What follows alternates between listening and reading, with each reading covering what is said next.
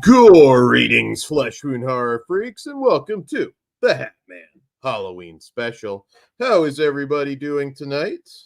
I know it's a busy night, lots of streams, but thank you for choosing the HATMAN Halloween special. See, we've already had Orc in the chat, JG, shout out Jess Graham, and yeah. So how's everybody's Halloween season going so far?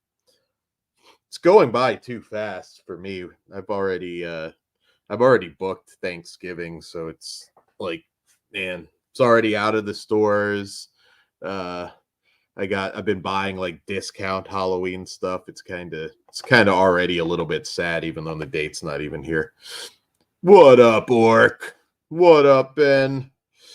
How are you guys doing? What have you guys watched? I know I've asked this on like every stream, but like, what have you watched and what are you kind of closing out the season with? And I know I say this like every single stream, but I swear it is less. It really honestly is less than I normally have.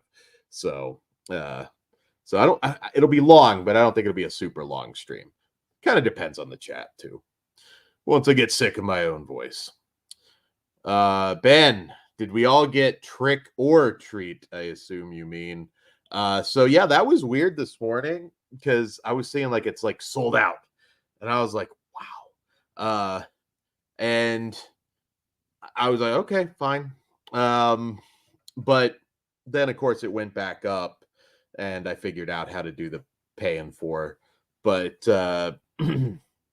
so I ended up getting it, but I think it's funny how they kind of like backtracked on the the no standard edition. I'm like, of course they're gonna have a standard edition. So I got it. I didn't want to. I had just gotten like Cafe Flesh, the 4K on Mondo. I got Rumpelstiltskin, and I was just like, I mean, Black Friday from Vinegar Syndrome still coming. I got the All the Haunts 2 set from Severin. I was like, I just can't take anymore. But like a true nerd, I ended up getting it after all. I did fold, Ben. I folded like a bitch. I'll call it like it is. I folded like a bitch. Once I saw it wasn't actually sold out, I just got it. Now, I didn't get the $200 3 slipcover edition. So there's that. I didn't do that. That's like, yeah, that's a bridge too far.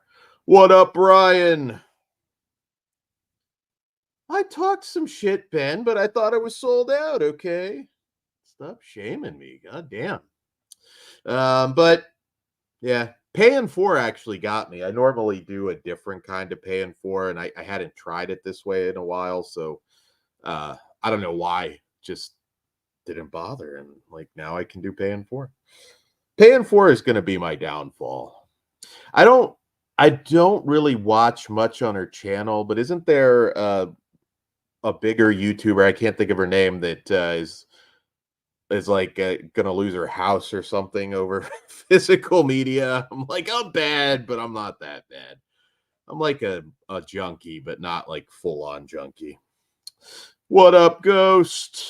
Yeah, no, I folded. I don't lie. I folded. I admit it. I admit it.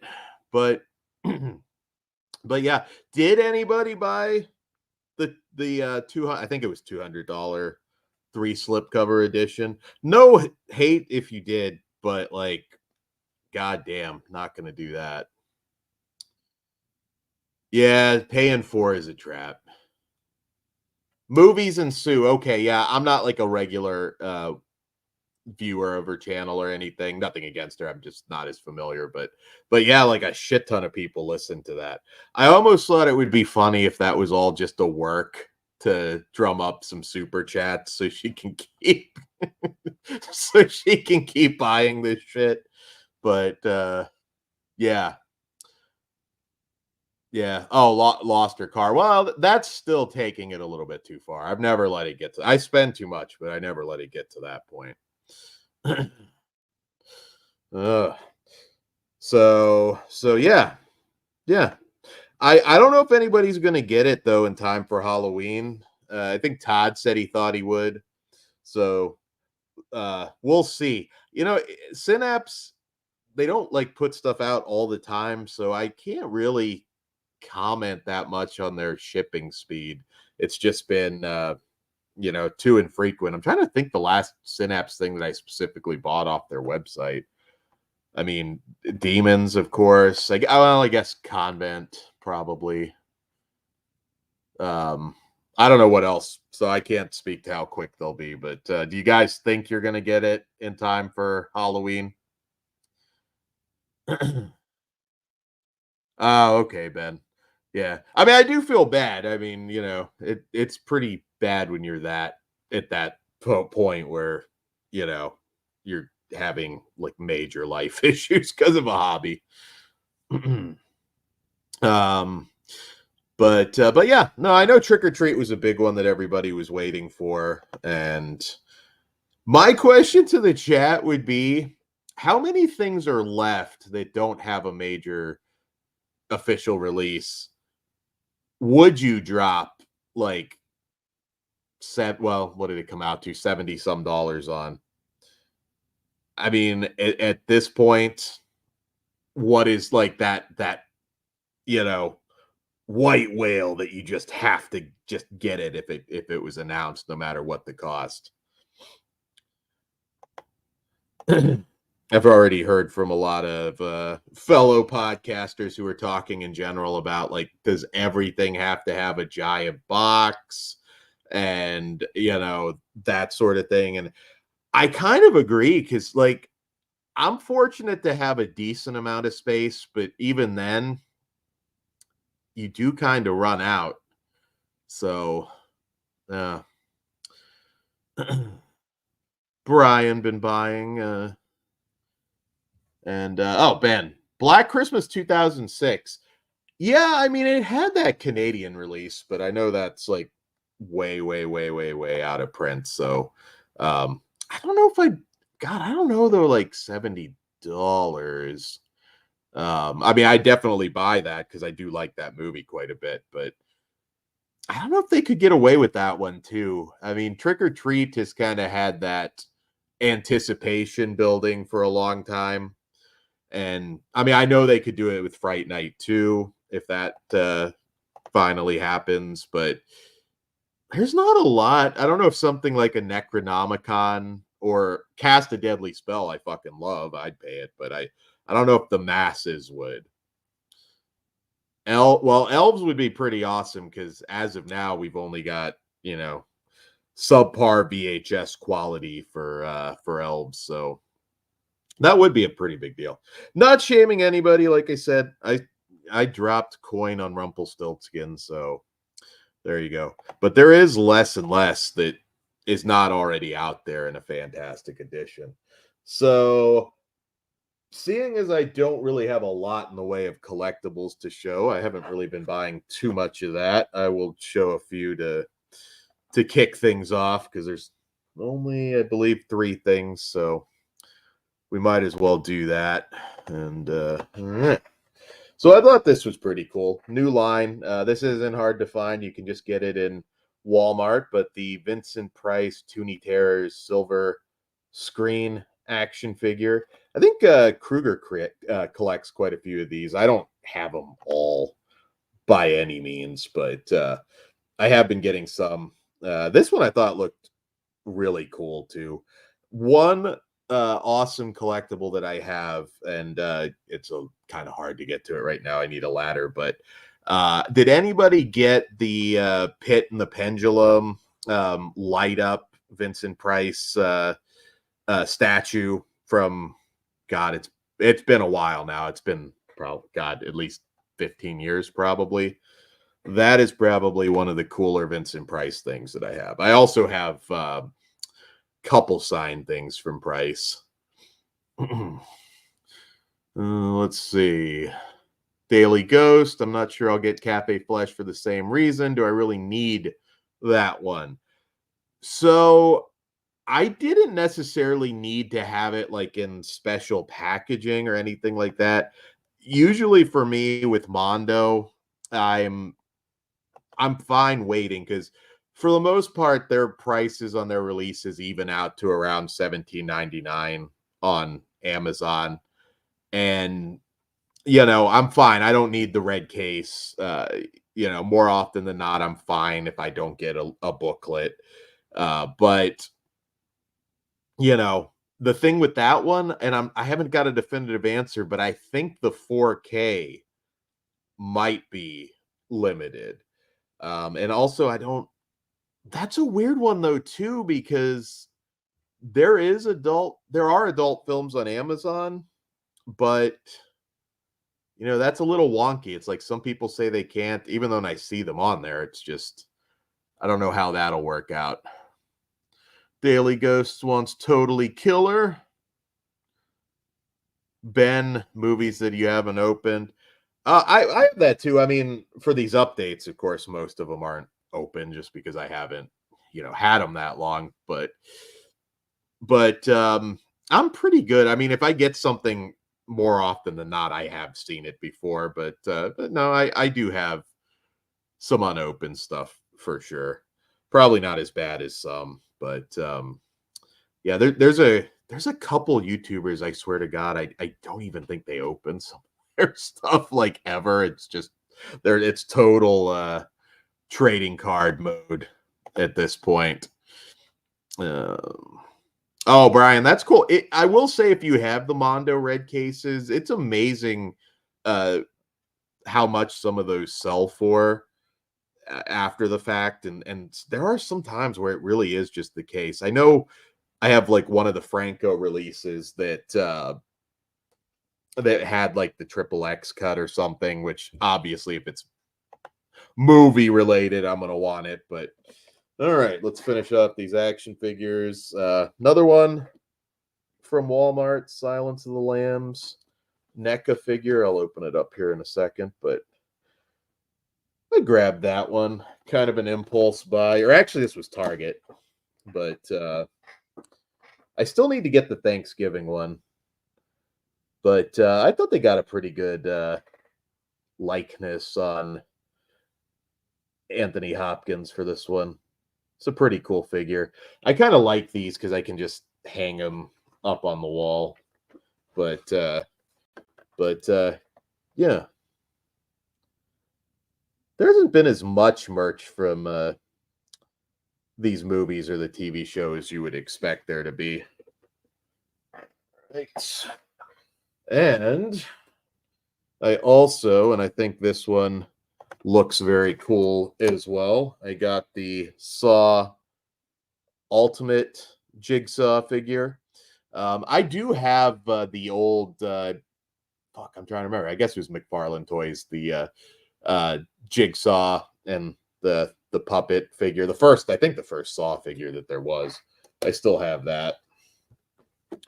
Not sure how out of print it is, but yeah, there you go.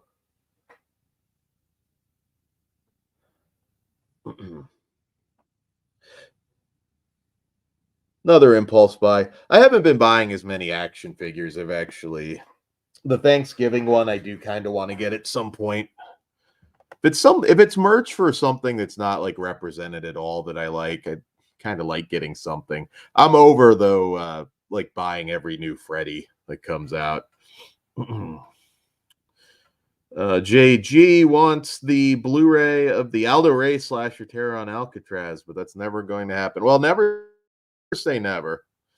There's certain, I mean, Rumpelstiltskin, it seemed like that was one that was never going to happen, and then boom, there you go. Orc quoting Jigsaw. John Kramer. Let's see. Yeah, hey Barney, how's it going? Yeah, I got some of the Elvira stuff. I don't have the it is Toonie Terrors, I believe, with the couch and everything. I still need to get that. I know Todd has it, and it's pretty cool. But I got the classic figure and then the one of her, the red, white, and Boo, I believe it was. I have those. But yeah, again, it gets to a point where it's like you don't need 10 of the same character. All right, so we'll do the DVDs first. Knock those out. And our first one this is a sci-fi comedy, and I believe this was a yeah, Second and Charles pickup. I still have the tag on it. Candy Von Dude. I remember this was I thought I already had it, and I honestly don't really remember too much about the movie. But Alpha put it out, just one of those things never got around to buying, I guess. But yeah, kind of a cheesy homage to 50s sci-fi and Barbarella and some different things. So I grabbed that. Also, so one thing, I only got like one of the orders in so far, but the MVD sale, which is still going on, their Halloween sale, worth checking out again, because we've talked about some of these high priced physical media releases in 4Ks, but it's kind of nice when you don't spend an absolute fortune and then you get a big box of stuff. So so I did get some DVDs. A couple of these might be from the sale before that, though, if I'm being honest. So I got House Squatch, which, believe it or not, there's a novelization out of this movie by Brian Barry. I'm not a big Polonia, Mark Polonia fan of his modern stuff. I've talked about that before, but you know, got it basically for nothing. So we'll give him another shot. I like cheesy sci-fi movies, but not so much the meme movies. And the meme movies are kind of taking over, but there are exceptions to the rules. Also grabbed Bigfoot versus Megalodon. And I don't think this one, no, this one wasn't Polonia. So we'll see. I think this is the same people that have made like the some of those Illuminati movies, possibly like Trump versus the Illuminati. Grab that. What up, Chris? How are you doing? Oh yeah, the granny would be great, JG. I could see that happening.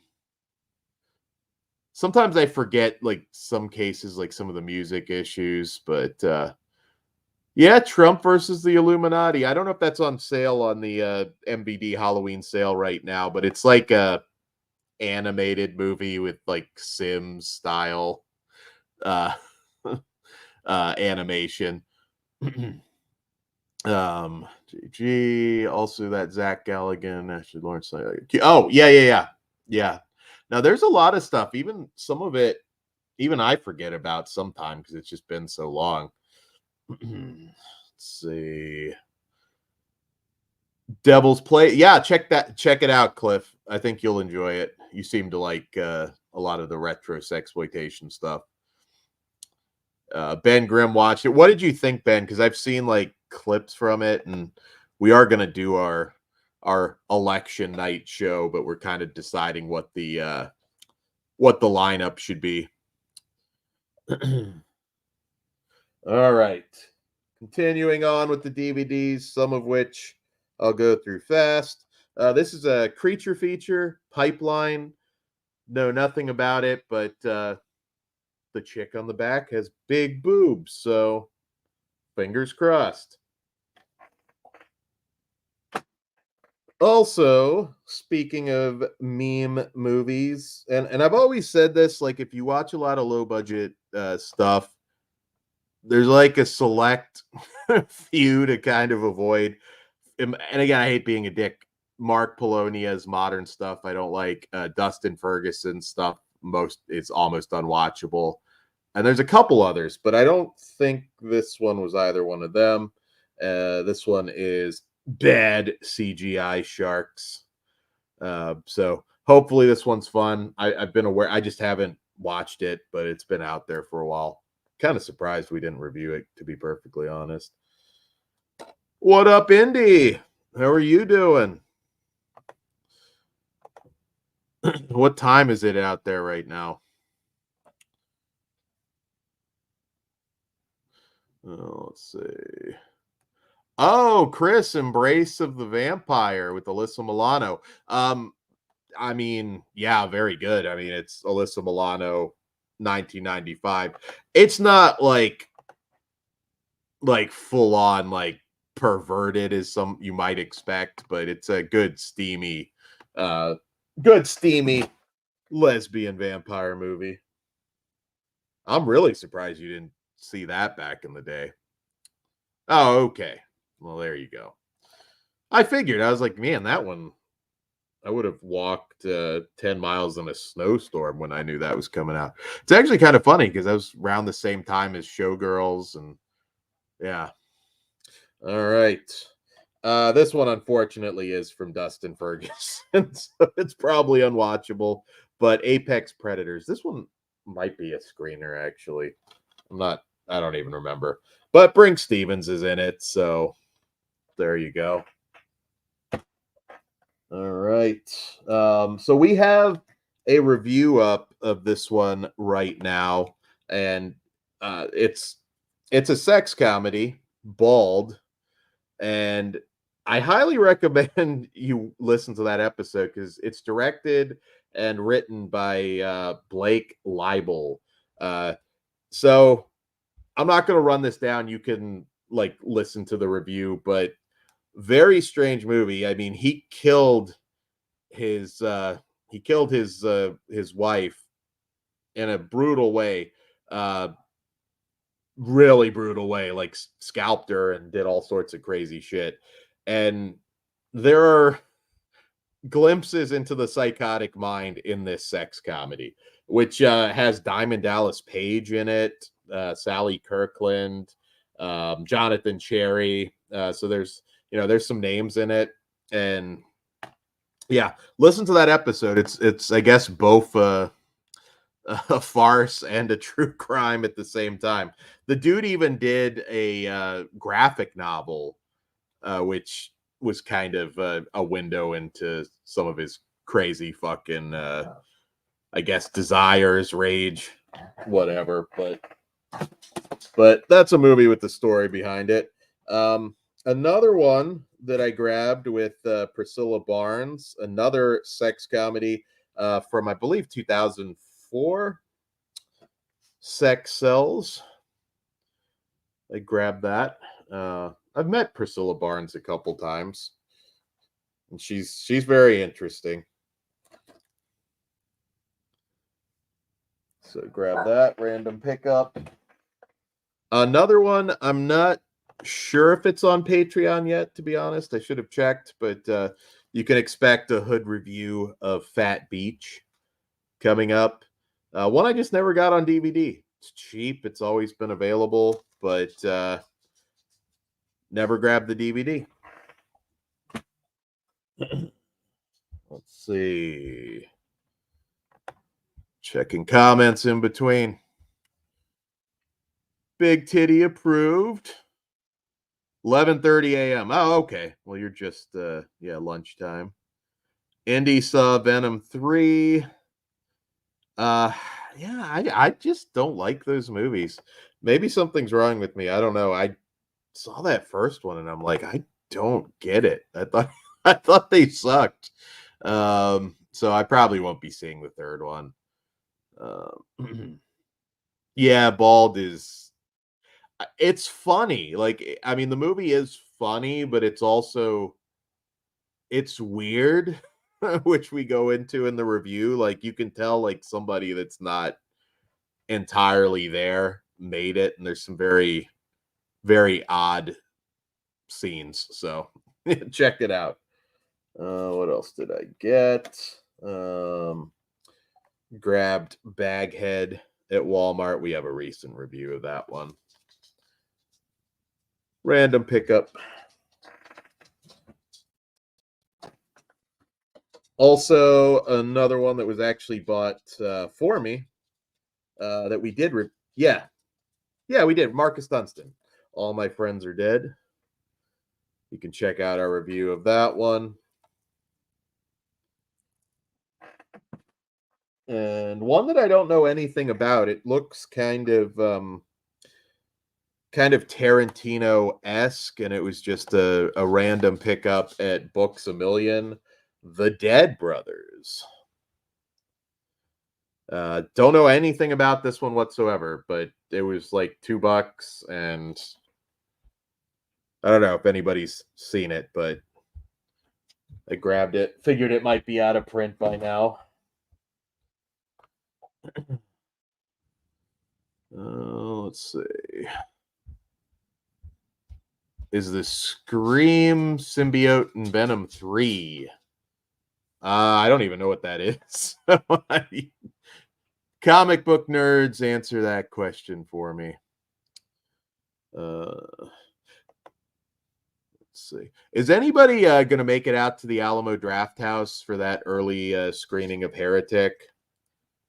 I think the gimmicks that they're busting out for that are pretty cool. They're going to pump the blueberry pie scent into the theater, and I know they're giving away like some scratch and sniff cards and a few other things.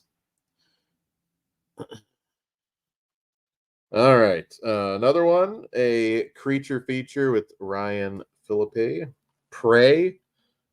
Little confusing because there's other Lion movies with this name, one with Peter Weller, but I grabbed that. Almost kind of sounded borderline like a remake, but that was another Walmart pickup. Oh, here's another brand new Walmart pickup that I got the other day. The first cheesy Christmas horror movie, new Christmas horror movie pickup of the year, and it's a double feature. Granny Krampus is the new one from 2024, and Krampus the Return, which I believe there's another one called Krampus the Return, but this one is from 2022, and I don't think we reviewed it on the channel, to be honest. So you might get some random Christmas reviews of both, but yeah, got this in Walmart, so we'll see. I'm not the Granny Krampus one does not look like it's from the Winnie the Pooh guys, so that's interesting. I don't think there's any names in it that I can tell, but yeah, we'll see. Not expecting big things from this, but they might be fun. All right. Yeah, there's a couple of those Krampus movies that are very hard to watch, but they slowed down a little bit, but there's still, I feel like there's been at least one of those Krampus movies out there since that movie came out. There was that big wave, and yeah. I really don't have any other movie this week. I was going to see that Your Monster thing, but I would have needed something to pair that with. So mostly catching up because October's coming to an end, but we got a busy start to November. We've got the election show should be a lot of fun. Anybody getting sick of all the political stuff can come watch us talk shit and just do ridiculous stuff that night. All right. Also, so some of these are on Blu-ray from SRS, but there's some of these I'm like, I'm fine with the DVD. Oh yeah, sorry, JG. I forgot you were pushing Your Monster. It will happen. I don't know if it's going to happen right away. Mostly just because getting ready for a franchise show coming soon and the election show. So it will probably happen. It's just going to probably have to be. It's going to probably have to be a once it's on VOD, I think. But we might get it in sooner. It'll depend. But all right, I got Night, the final cut. Some of these I'm kind of getting okay because when they're on sale on MVD, they're super cheap, and their Blu-rays are usually like $35. And I've gotten some of the ones I like, the Gore trilogy and Night Feeders, and I do have a decent amount of their Blu-rays, but I'm kind of at the point with some of these that I'm perfectly perfectly fine with the DVD, especially when they're that cheap. Most of these things were like less than $5. Some were like a couple dollars, so it's hard to beat that. Also from SRS, I grabbed Transgression, the director's cut. Most of these, I think, like I said, some of these are from a sale ago. MBD does a lot of sales, but a lot of these are available right now and cheap on the MBD Halloween sale, which I assume goes through the 31st. I don't know if it'll go beyond that at all. Also picked up Blood Cove Part 1 and Part 2.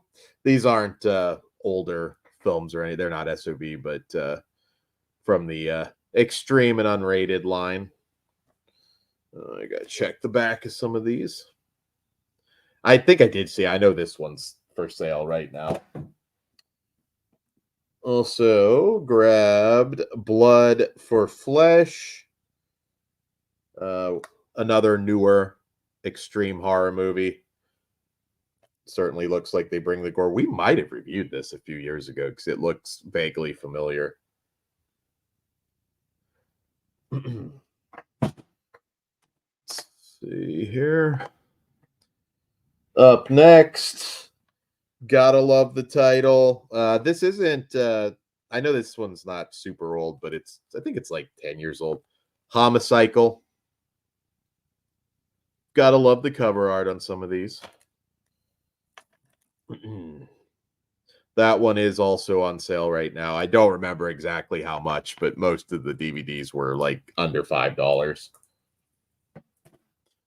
Indie Joker 2 is here in China. Despite the first one not showing, they are practically giving away the seats this weekend, so I might go despite the hate.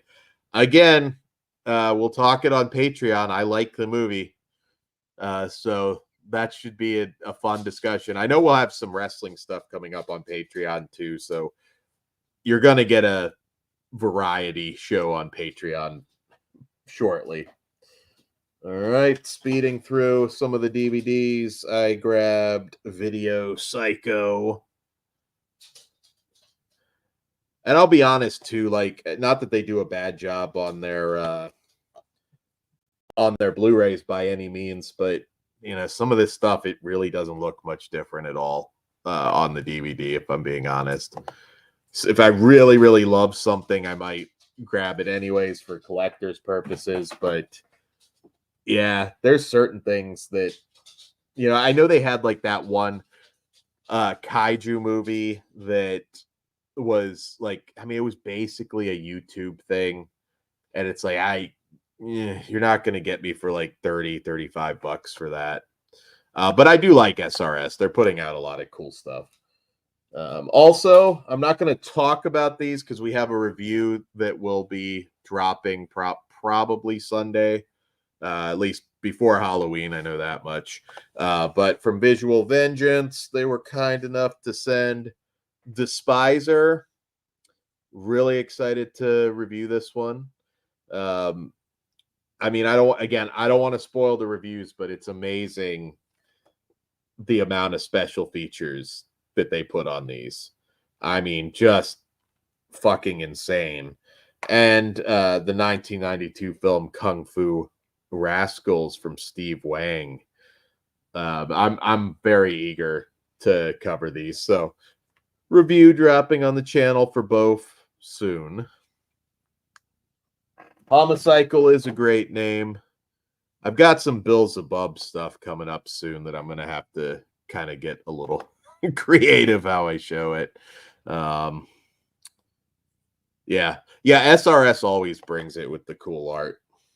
All right, so I never know with YouTube.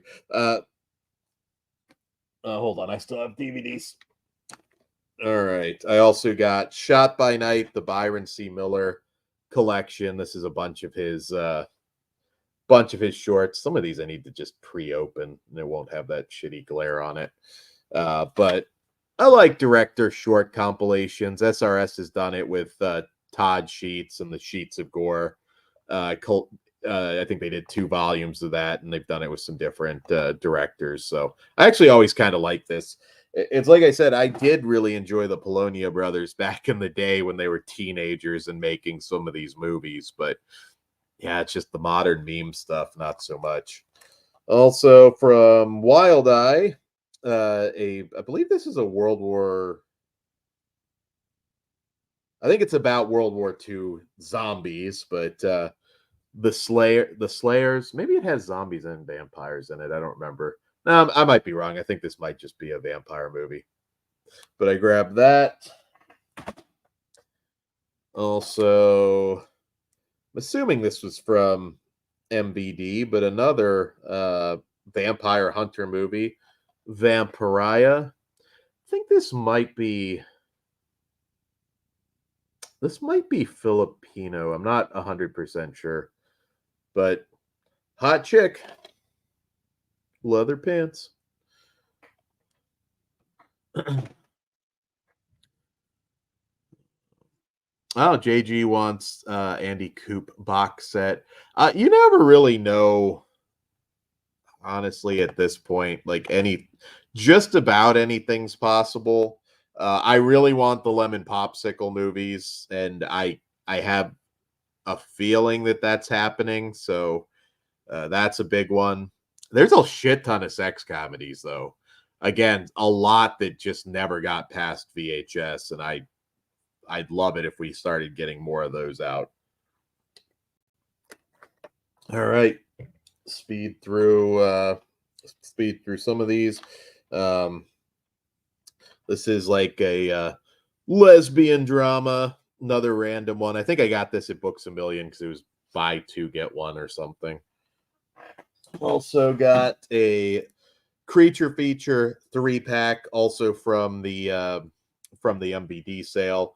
Dawn of the Animals, and this has Razor Teeth, Peter Rottentail, and World of the Erotic Ape. Right there, that's that one might not be on sale right now. I'm not sure, but you can check. They've got a ton of stuff on sale. Also grabbed a Dune knockoff Sand World. Not expecting anything as cool as the cover actually in the movie, but there you go. Also grabbed Sacrificial, and I think this one is a voodoo themed horror movie from Wild Eye. Looks like it might be a good time. We also grabbed a Dracula movie, Curse of Dracula. It's a few things under that title, but this is new from Jenga Films. Newer, anyways. That might actually be a good tournament at some point. Dracula movies. That is something I've had in my head for a little while now. All right. This is new and this caught my eye. Another Walmart pickup. It is Succubus, and it has Ron Perlman, Rachel Lee Cook, I think Rosanna Arquette, and I just don't know much about it, but the cover art sold me. Look like there's some cool practical creature effects in it, so you can grab this at Walmart right now. Let's see, catch up with the chat. I'm also sorry, I got some allergies if I have to turn my camera off, so to blow my nose. Let's see. Chris C, how's it going? We're still doing DVDs. We did a few action figures, so I haven't even gotten into the Blu-rays yet. Antrim is a really good movie, JG. I like that one a lot. Daily Ghost, who do you think will release the Lemon Popsicle set? TerraVision, I'm pretty sure. But I mean, again, that's not 100%, but I have a feeling that might be in the pipeline. So fingers crossed. We're talking horror, Orc. Let's see. All right. Last stack of DVDs. Picked up Cold Meat. Getting some winter horror out there. I had the single release of this one from forever ago, and I think Camp Motion Pictures, but found a cheap copy with the bonus movie, My Fair Zombie, and Spyfall. Couple parodies there.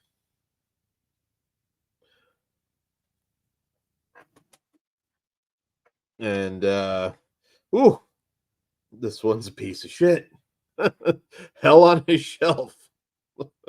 So there you go. There's still something about honestly these like no budget Christmas horror movies. It's fun to review them. It's fun to review them. I feel like last year we didn't get quite as many, but it's like almost like tradition now to watch some of these like really bad piece of shit Christmas horror movies. Also from the MBD sale, I got American Driller Killer.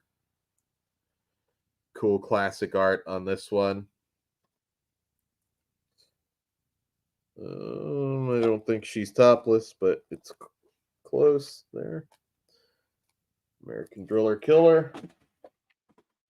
Also from the SRS Extreme and Unrated line, I got Tales from the Deep.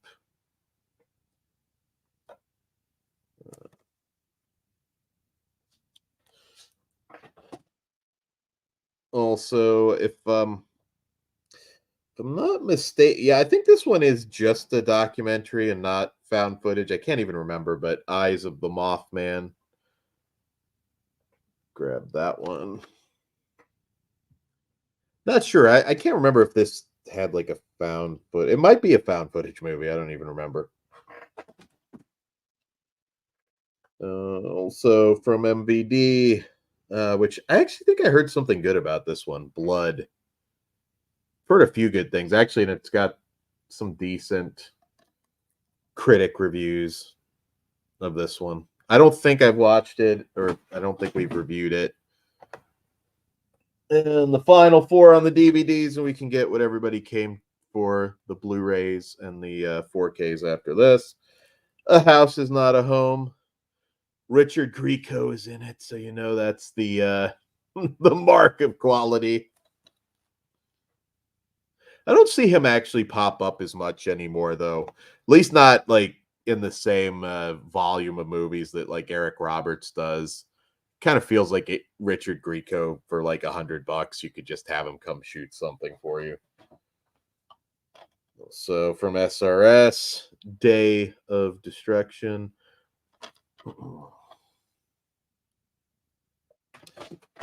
Let's see, kind of borderline on the titties here. Dead Butterfly from the Extreme and Unrated line. And last but not least, hopefully, Vampire War. Actually, a lot of vampire movies in this lot. And I believe, yes, that's the end of the DVD. So we will get into the Blu-rays once I catch up on the chat here. Barney, what's up? If I didn't say hi to you already. Yeah, that Russ Meyer set is probably the most anticipated thing for me. And I don't know if it's coming out this year or not. Rachel Lee Cook was, well, she still is a hottie. I think I saw her fairly recently. Chris C, I did get Rumpelstiltskin. That's why I almost waited on Trick or Treat. I got that. I got Cafe Flesh. One day maybe they'll fucking send me Frogman. I feel like I die inside every time I see it staring at me at Walmart, but it is what it is. Oh yes, you gotta love the German, Danish, Swedish sex comedies, Barney. Let's see. A Creature Was Stirring. Yeah, now that's definitely a very good Christmas horror movie. Nothing shitty about that one. Oh yeah, you're right, Ben. I forgot she was the mom in that, wasn't she? In the Spirit Halloween movie. I thought that was better than I was expecting. Chrissy, unless you well, I don't think you can get. I think the special edition might be sold out anyways. I'm not 100% sure, but might as well just grab it at Walmart at this point. I mean, honest, I probably would have myself, but it is what it is. You guys can also check out our review of that. So I'll start with the pile that just came in today. I've made 2 orders with MBD, but yeah, only the first one came. This is Beelzebub, so got to be careful here. But I did get Zombie Christ, the director's cut. I think he's got a cut of Dick Shark that goes it's like 6 hours or something. I don't think I'll ever actually watch it, or if I do, it'll be in several sittings. But yeah, I think it's Dick Shark, and it's like 5 or 6 hours. I really like Frogman too, Ben. One day, hopefully, they'll send it. I know they're moving warehouses and everything's crazy. I have to check. I mean, I don't.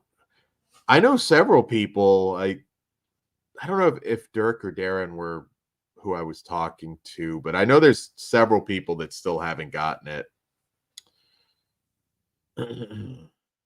Yeah, Beelzebub. I probably met Beelzebub now for the first time. It has to be well over 20 years ago. Yes, Erin Brown is in Dick Shark. Yeah, she's in several of the new ones. I'm pretty sure. Yeah, Dick Shark, I believe, is one that she is in. I'm glad to see her still making movies. There was kind of a drought there for a while.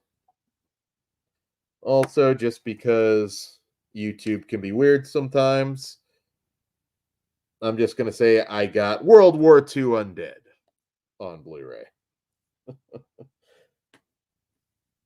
And even though I wasn't as big of a fan of the sequel, I am a completist. I got from MVD What the Waters Left Behind Scars. I didn't think for an extreme horror movie they went as hard as they could have in this for me. Actually, Unearthed didn't put this out either. They put out the first one, but not the second, which is kind of telling. It has its moments. It just, I don't know. Yeah, I was trying to. I have that one. I'll be showing off JG. I got that from the sale. I think that actually that might have been from a sale before, but I do should have that somewhere to show off. Also got an Udo Kier horror movie, Skinwalker, on Blu-ray. There's a few of these. Like I didn't get some of these on street just because they were like really expensive at first, but you can get all these pretty cheap right now on MVD. Also, I've been catching up. I need to get the third one still, but I got 1031 Part 2. Also, again on sale. Sorry about the glare. Doing my best. And I grabbed Peacock, which I think this one is like an erotic horror movie. Looked pretty cool. Again, it's nice getting a package where you open a bunch of stuff. Erin Brown was just in a blaxploitation horror movie with the Honky Tonk Man. Yes. She's worked a lot with my chiller buddy Victor Bonacore. Check out I don't know if he has anything new on the horizon right now, but I know he works with her a lot. He's worked with Ruby LaRocca too, for you fans of the old Seduction Cinema days, which I'm a big fan. JG, I haven't seen Skinwalker, but I think he's in it for more than 2 minutes. In fact, Udo, a lot of times, he's not like quite as bad as like a Danny Trejo. I find like a lot of times if they got him on the cover, he's at least somewhat featured in the movie. But there's exceptions. He's a fun dude, but he is a little bit strange. We reviewed this one, Bad CGI Gator. I thought it was fun. From Full Moon. See, like this one for me is the perfect example of like actually making an effort to make a fun B movie, which I think Danny Draven did, versus some of these meme movies where it just feels like no fucking effort was put into it. It's just they'll come up with just random you know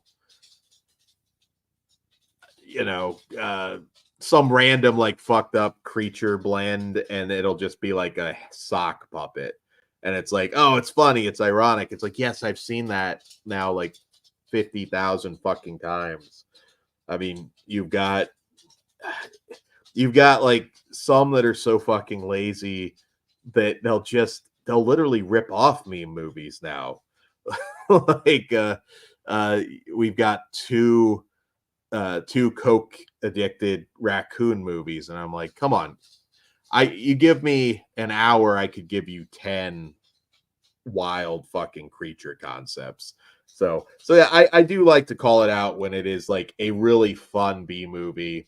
It's still ridiculous, obviously you still get the bad CG, but there is effort put into it. There's even some titties in this, which is always welcome. And I laughed. It was fun. Danny Draven's pretty underrated as a director.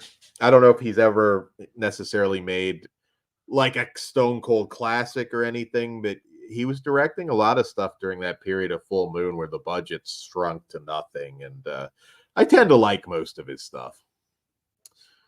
Brian bought some stuff from Kino Sale, finished the Forbidden Fruit collection. I have most of those, but I don't have all. You're ahead of me on that. JG, I heard Amityville Frankenstein was a really painful meme movie. Does anybody at this point really give a fuck now when it is an Amityville thing? I mean, I think I'm kind of over that. I mean, it was funny kind of trying to review some of those, but again, I don't care anymore. Because some of them, again, it's like they're just not really even trying to make a fun movie. Chris C, I got a key. Oh, you got Burn Witch Burn. Burn Witch Burn, stone cold fucking classic. I brought it up on Piz's stream the other night. Watch that for Halloween. Burn Witch Burn is a must. And it comes from horror royalty. Fritz Leiber, Richard Matheson, Charles Beaumont, a lot of talent behind that. JG wants to see Amityville Cop. I'm sure some of them, honestly, are fine. And I've watched a lot of them. But now, like, I think there's one called Amityville Backpack that, like, somebody told me it was, like, just, like, a friend played a joke on you. Like, they filmed something out with their phone in an hour and just made a Blu-ray of it. I don't have time for that. There's a little bit too much out. I love crap. I love cheap crap. But it's gotta, like, you gotta go for something. Yeah, I don't like the meme movie trend anymore. Yes. Yeah, Cool Duder's rough. Not the worst of the worst, though, if I'm being fair. Like, Amityville Vibrator is genuinely good.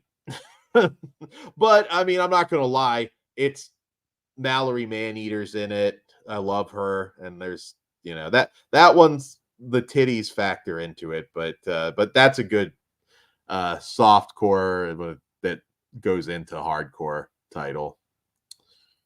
$12 well spent, Chris. Everybody should have Burn Witch Burn in their collection.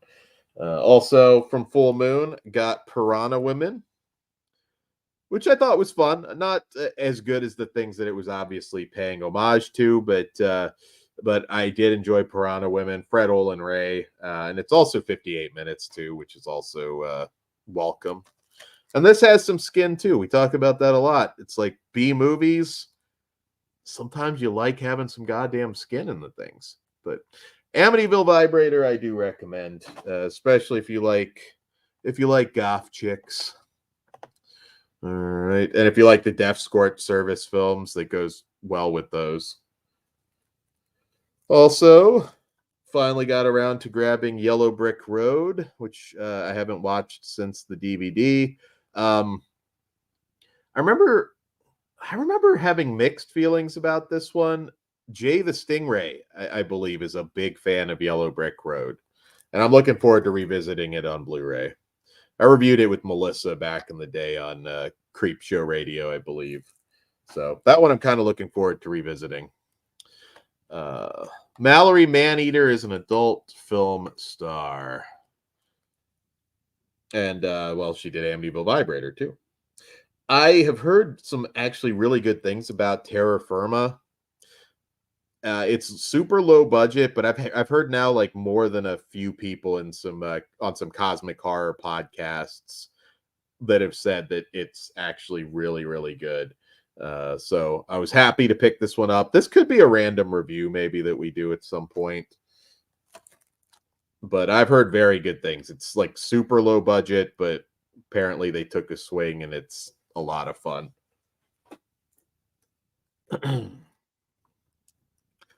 Also from Bill Zabub once again. Nope, we're free. We're okay. The Texas Chainsaw Mascara. Who can resist this? Say what you will about Bill Zabub, but he is a staple at this point. I'd say I probably watched most of his movies at different points. Ant Farm Dickhole is one of one of the more fun titles. And like it looks like he's putting out almost all of his stuff on Blu-ray now. Let's see.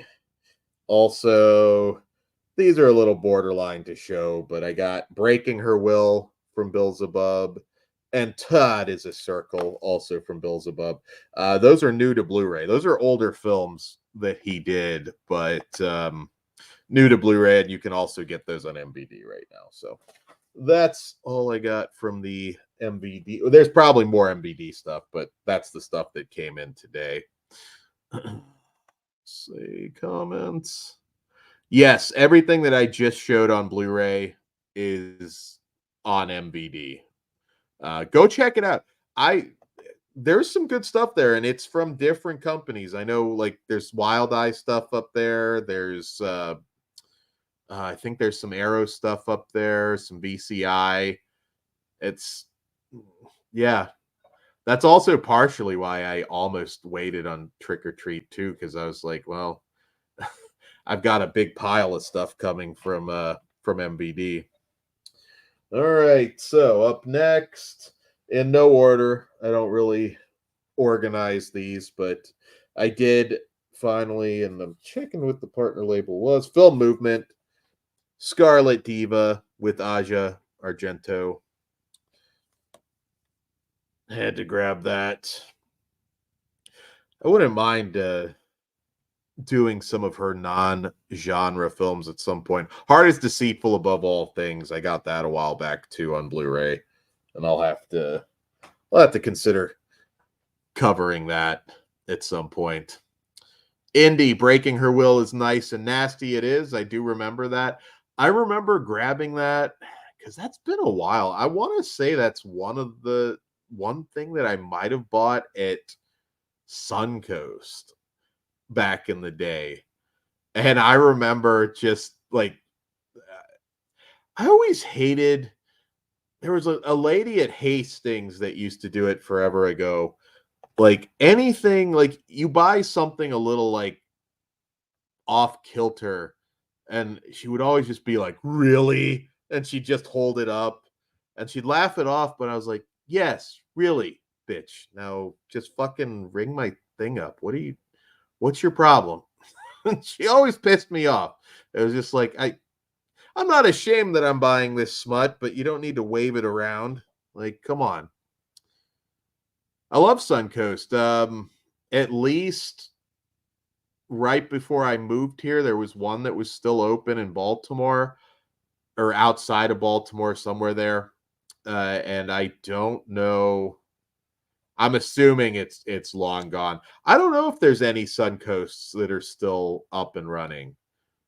There weren't a lot like 10 years ago, to be honest. So she was an Amityville Karen. I just remembered it. Like always, every time I'm like, yes, you know I'm a fucking perv and I buy weird fucking shit. It always just annoyed me. I don't know. I mean, nothing that she could do about it either. I'm like, I was probably 19 or something at that point. So just yeah. Probably older. I don't know. Indy met and got a kiss from Aja at the Toronto premiere in 2000. Fuck. Nice. Nice. Nice. I got a kiss from again, not wasn't a romantic kiss, but I got a kiss from Kari Wurr at one point. And everybody's seen the legendary Nina Hartley photo. So those are the memories that I cherish. Let's see. Some good stuff. I think Nick from Lost River Drive-In showed a Suncoast at his mall recently. Okay, that's cool because like about 10 years ago, they were almost all gone. There were a few that were still running, but I haven't been in a Suncoast now in a while, in a long time. I should actually Google and see how many are actually still running. Ben Grimm, Suncoast has 2 locations, Beaverton, Ohio, and Beaumont, Texas. Is that it? I don't know what I would go out to Ohio for, but and I'm trying to think where Beaumont is. At some point, I'll go to Texas Frightmare. I would take a side trip. That's it. Okay, so the Baltimore one's gone then. I kind of figured. All right. Next up, from one of the Vinegar Syndrome sales, I did get Scream Queen, the Mark Patton documentary, which was pretty good. I'd forgotten that he basically dropped off the face of the earth, so I thought that was a fun documentary. Also, finally grabbed the Adam Rifkin Film Festival,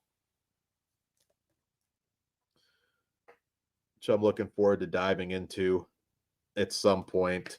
We talked about it, I think. We might have talked about it on the show not too long ago, but Giuseppe is still like just missing. And I know Adam Rifkin has been looking for him. It's like kind of a sad story. Somebody thought they spotted him in Giuseppe Andrews. They thought they spotted him like at a bar, but he's just like one of these celebrities that just dropped off the face of the earth, and it's really sad. What up, Piz? How are you doing tonight? Yeah, I guess he just had like a total like mental breakdown, and Adam Rifkin once in a while will still put out there. It's like we'd like to find him, see if he's okay. Yeah, it's a shame. Indy, Carrie Wurr is hot. I knew a producer for Boulevard, which was an awesome movie. Yeah, Carrie Wurr is. Watch some of her erotic thrillers. She did one called Poison around the time that the Poison Ivy films came out, and it's well worth watching. Kate's Addiction is another good one. Piz, I watched Terror of Hallows Eve last night. I really enjoyed it. Yeah, it really does feel like something that was not made in 2017. I enjoyed it too. I don't know. I'd like to see somebody maybe give that a proper release. But yes, Adam Rifkin Film Festival. Also one that's been out from Vinegar Syndrome a long time, but I finally pulled the trigger on during one of the sales, Voyage of the Rock Aliens with Craig Schaefer. This is like one of these movies that I was just convinced was never going to go out of print, and there's a few other ones like that. These last Vinegar Syndrome sales, I've grabbed some stuff. All right. What up, Matt? Been listening. Figured I'd say hi. Awesome, Matt. It's good to see you. Big Daddy, I'm telling you, man. I wipe my own ass t-shirts. You need to start a storefront and you will make a fortune. Oh, so I'm curious to watch this. This is I Think We're Alone Now, and it's about the pop singer Tiffany, and it's like two diehard Tiffany fans that apparently, I guess it's kind of a debate whether they're stalkers or not, but it sounded interesting. Not something I would have paid full price for, but it looked like a fun doc. So I finally figured I'd check it out. I don't know if they're dark and sinister, or if they're more, just very, very avid fans. But yeah, I grabbed it. Did anybody watch that? That's been on my to watch list forever. But it sounded cool. It's not really true crime, but Big Daddy. See, Poison is super hot. Watched it a while back. Yeah, Poison is good. Kari is like a sweetheart if you ever meet her. I talked to her for a while. I mean, everything from Thinner to Eight-Legged Freaks and all of these different things. She told me a story actually about Scarlett Johansson that was interesting. Kind of stayed in touch with her for a while. Kind of knew, I guess, on set that she was probably going to blow up, which she obviously did. Also, from German gore legend Andreas Schnaas, I got Anthropophagus 2000 from Massacre Video. Massacre Video has come back with a vengeance the last year and a half. They're putting out some really, not just extreme horror movies. There's a lot of random stuff that they've been getting the rights to, and yeah, I'm looking forward to diving into that. I don't know if we'll do it or if I'll do it on Dead End Drive-In, but that might be a good idea at some point to do Anthropophagus, Absurd, then this, and then there's another Anthropophagus too. So that's kind of might be a fun franchise show to cover at some point. Oh, you should definitely watch Anthropophagus, Chris. But yeah, well, it doesn't really matter if you watch them in order, but probably should. Indy, yeah, that Tiffany doc is funny. All right, so you're in stalker mode for them. It kind of sounded that way to me too, if I'm being honest. Who was I'm spacing on the pop star name, not Britney, not who's the other fucking big Christina Aguilera. I remember back in the day, a friend's dad who was older, like he was, probably deep in his 50s at the time. He was like a Christina Aguilera fan, and there's nothing wrong with liking the music, but like he had like posters and stuff, and I was like, I remember thinking like it's a little weird. So, I mean, he seemed like a nice guy, I guess. Just I don't know. I just fucking bought Rumpelstiltskin. I guess I'm weird too, but it's a little odd to me. Thinner is underrated. I don't know if I'd say like it's fun. It's fun. I don't know if I'd say underrated necessarily, but I do like the movie. I love Absurd, best Halloween 2 knockoff ever. And, here's a good one on 4K, Devil Times 5. Was excited to upgrade that one from Vinegar Syndrome.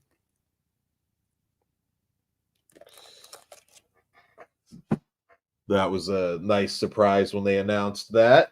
Also, from Sergio Martino and starring Edwig Fenech. This is an early 90s miniseries that they put out, Private Crimes. And Edwig never, I mean, she's fucking beautiful at this point. At this, even in 92, decades past when she started, still beautiful to this day. Fenech is eternally gorgeous. And kudos to Severin for putting out some of this like super obscure stuff. There's Italian stuff still from Fulci that we don't have, and I know, you know, some of the musical stuff that he did. I get it, like the the broad appeal isn't there, but it's Fulci. Like I feel people would buy it, especially if you put it on a box set. So really looking forward to diving into this, the Surf Reality Collection, and this is a group of people that would just get together and make these little movies. I Was a Teenage Bride of Christ, Alien Sex Phone Psycho, Thrill Kill Video Club. This I'm actually really excited. I need to make time to get and watch it, especially after this Halloween rush is all over with. I need to grab that Scala thing too. I haven't grabbed that.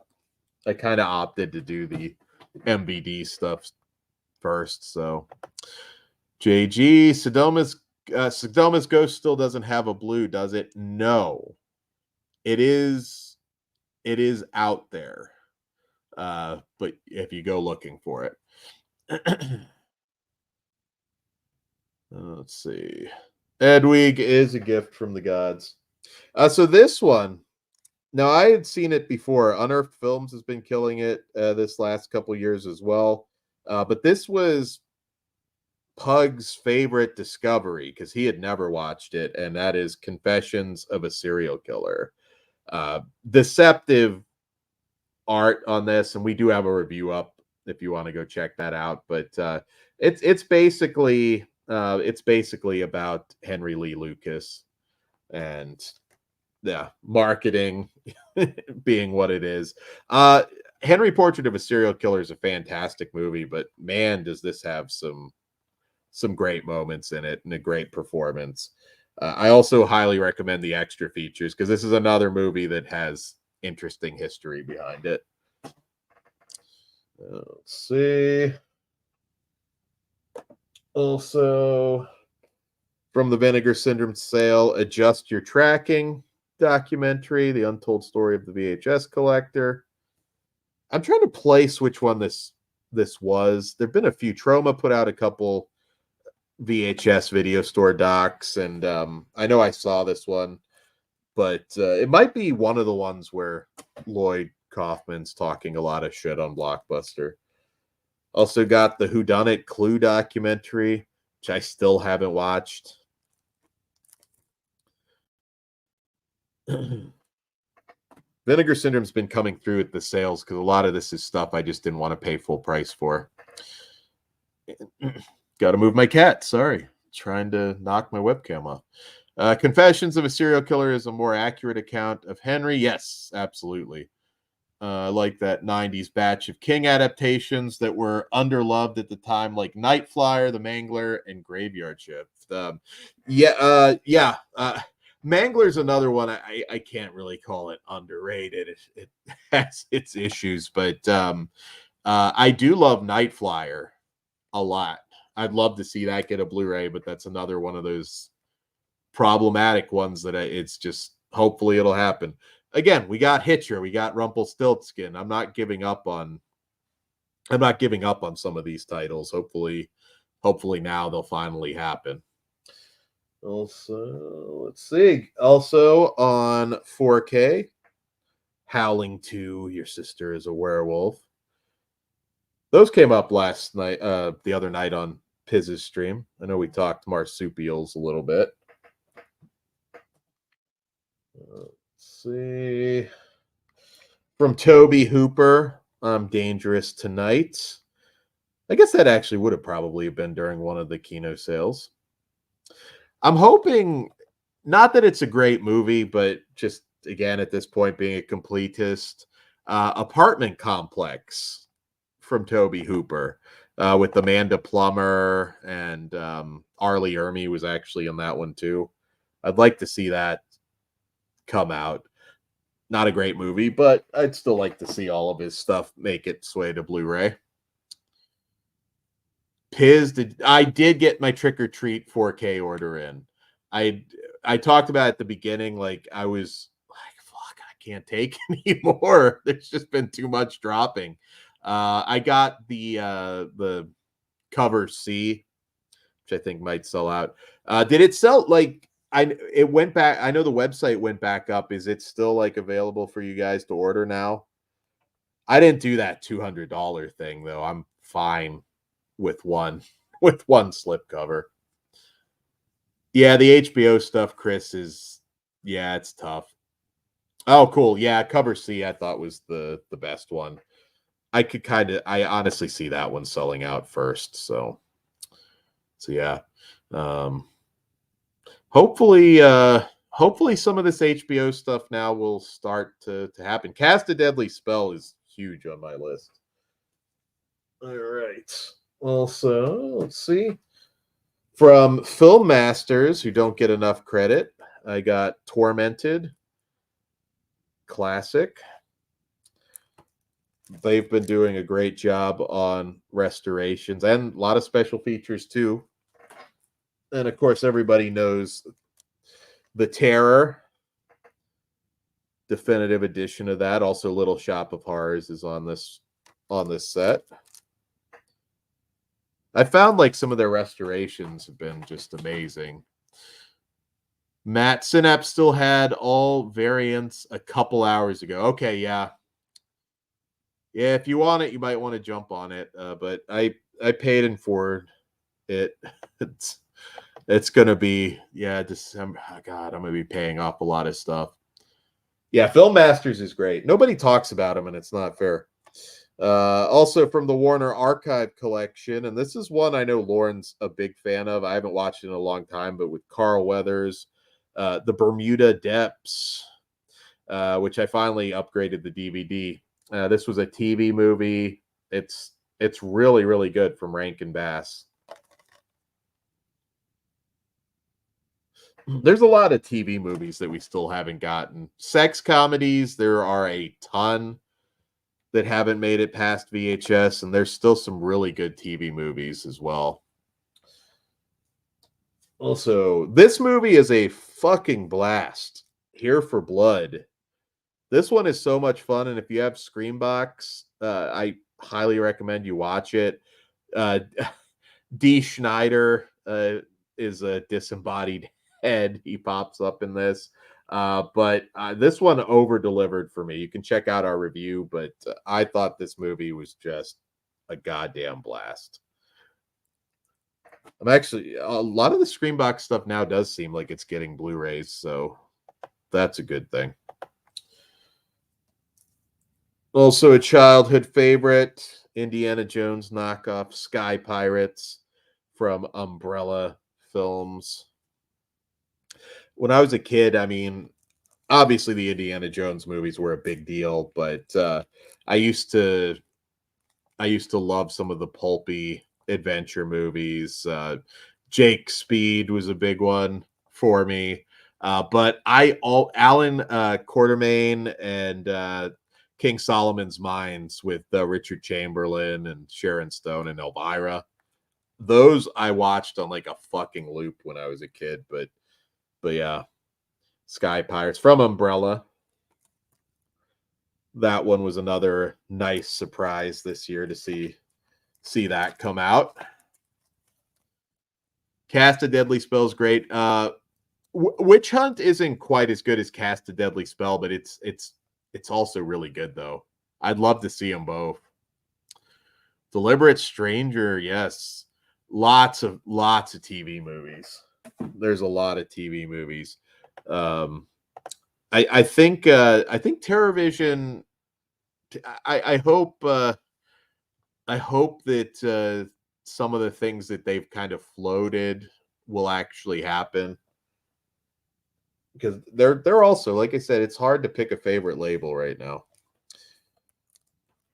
Ooh, another one that there's been so much great Mexican horror hitting Blu-ray, but from Vinegar Syndrome, Trampa Infernal, which I had a non-English, no subs, nothing version of this on DVD for a long time.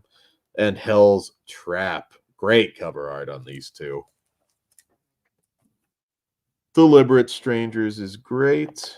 it is. Let's see. Yeah, have you guys grabbed anything from MVD or any of these other sales? MakeFlix just dropped some new stuff too. Or well, fairly recently they dropped some new stuff.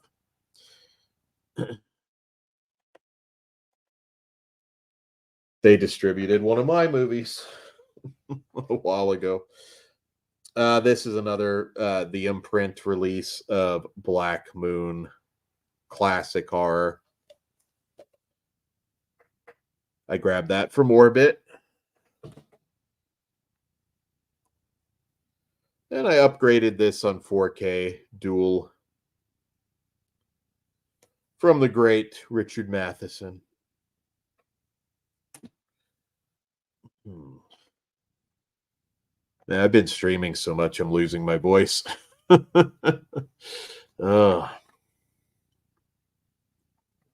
What is the sleazy indie knockoff that Brian Keith did?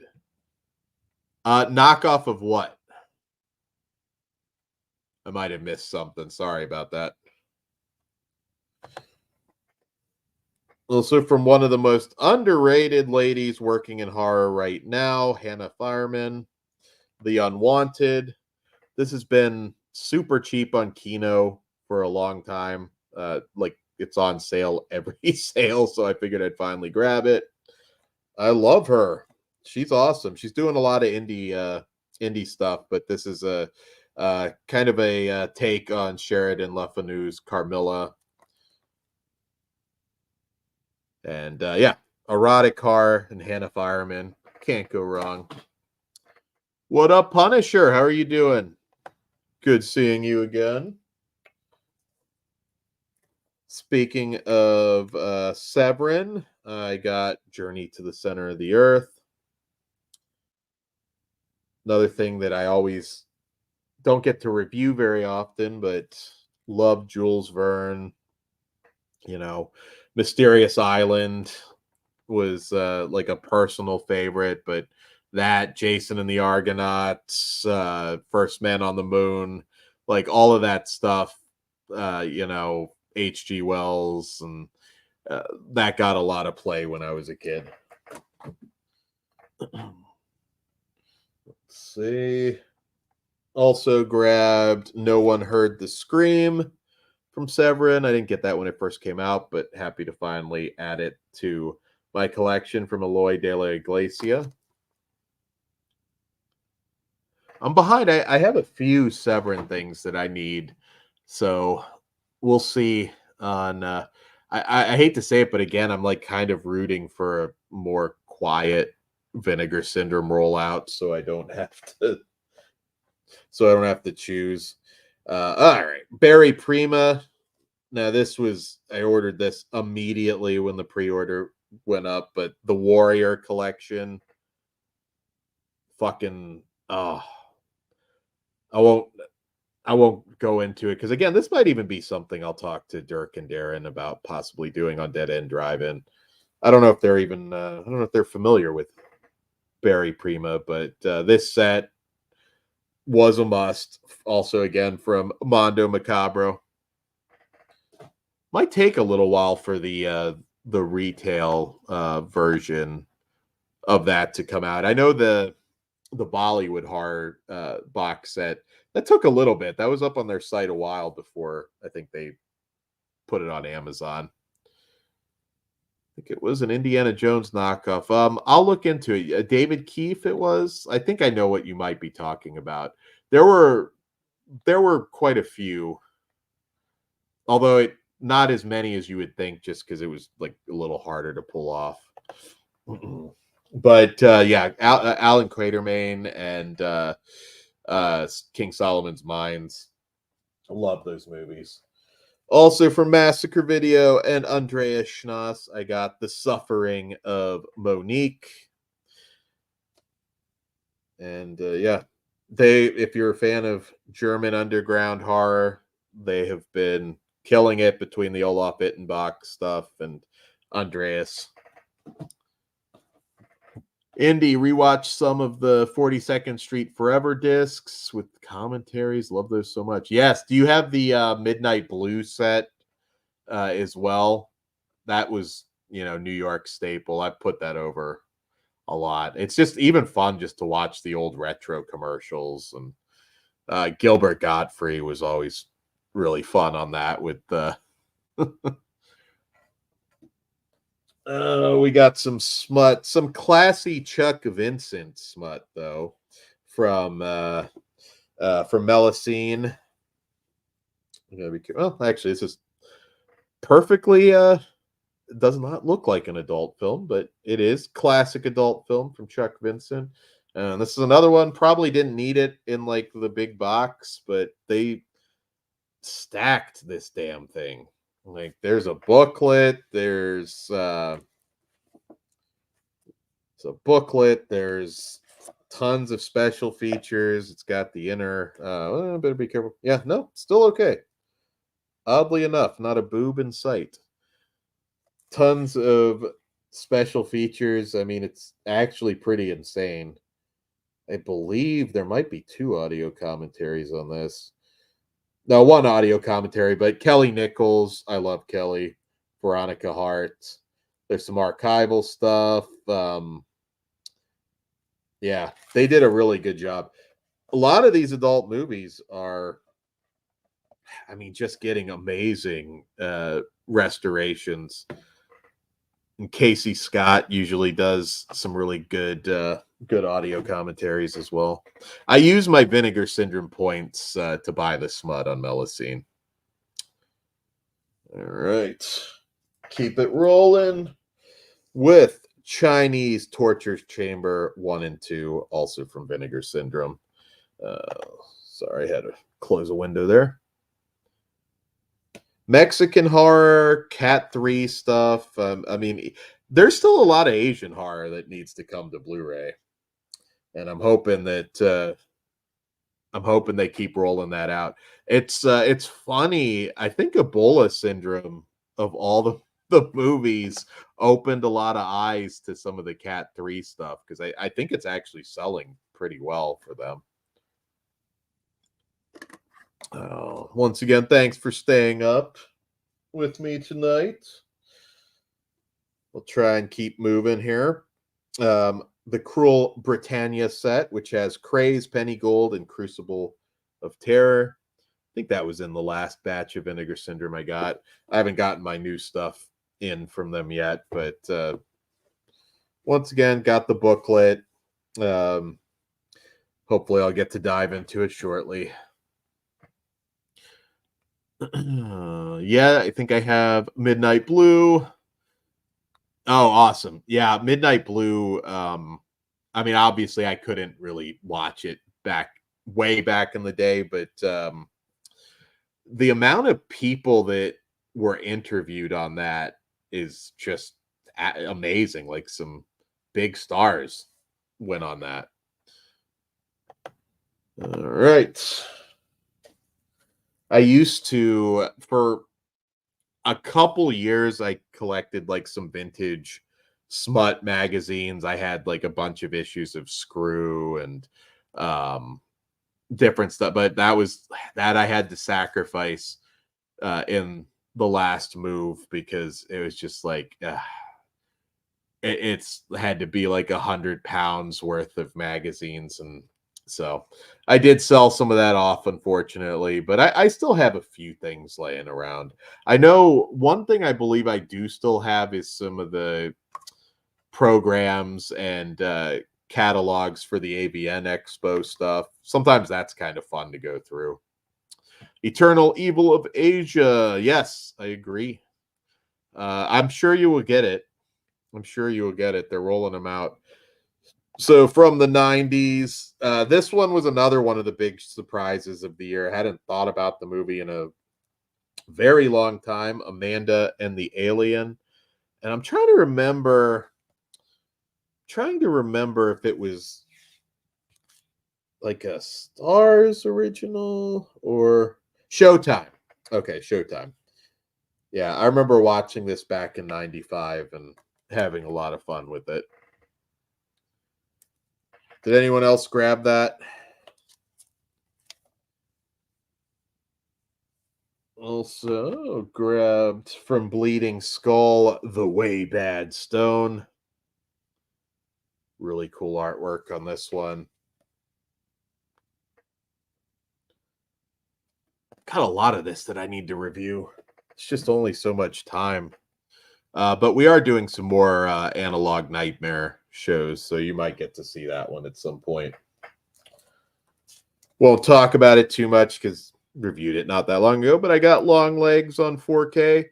I know this one splits a lot of people, and that's kind of been the story of the year between In a Violent Nature, Long Legs. There's a lot of movies that I think are going to show up on people's best and worst lists this year, much like Skinamarink last year I saw that with. All right. Just reviewed it. Killers, Mike Mendez. If you like The Convent and you never got around to Killers, get to it. Killers is a blast. I think the cover art kind of gives certain things away, but Killers is just fucking wild. JG, It Follows or Long Legs? Which Micah flick do you prefer more? I don't know if I have an immediate answer to that. I really love both. It Follows is another one I'm kind of curious because much like Smile, I'm like that. Actually, more so than Smile, I don't think It Follows needs a sequel at all. So I'm curious, but I thought Smile 2 was pretty good. It's not going to crack my top 10 good, but I thought it was a really good time. Yeah, sorry, I don't have a definitive answer on that one. Maybe because I just watched it not long ago, Long Legs, but that answer could change. Another surprise for this year, The First Omen. Was not looking forward to watching this at all, and First Omen delivered, surprisingly. I still prefer Immaculate, which I think I showed off last collection update on Blu-ray. And from JR Bookwalter, who I know was supposedly done making movies, but I grabbed this off MakeFlix. Side Effects May Vary, which he's been promoting for a good long time. This even had some random theatrical screenings. Long Legs and stop motion. Yeah, it's been a really good year. I mean, stop motion is phenomenal. Devil's Bath, which I know I can't shut up about. I love Devil's Bath. I don't know. It's going to be hard making the top 10. It's going to be really hard for me making the top 10 this year because it's not like a When Evil Lurks situation where I knew like immediately that like this is it. This is my favorite movie of the year. I don't know what mine is. I'm going to have to probably revisit some stuff. And let's not forget, we're getting Nosferatu right at the end of the year. So, JG, I know at one point it sounded like Bookwalter was kind of done directing. I don't remember what the story was, but I think he's kind of stopped. I have to go back and see. He might talk about that in that book. I haven't read it, but I know he has a book on some of the movies he made on MakeFlix. Strange Darling was great. It's tough when I'm organizing that top 10 because it's like that's one of those weird ones where if I'm having trouble, I might just say like, well, it's. I mean, the thing is though, I still can. That one's definitely a horror movie, not just a thriller too. So we'll see. It's gonna be hard making it. I like Crazy House a lot. That movie was fucking hilarious. It's not going to work for everybody, and it's a true cult movie, but I fucking had a blast with Crazy House. Also on 4K, I got a movie I've always really liked. Ever since I saw it when I was little, I loved this movie, but Zoltan, Hound of Dracula. Probably didn't need this on 4K, but I have nostalgia for it. From Albert Band, who directed this one. Really like that. Feel like we're due a creature feature show.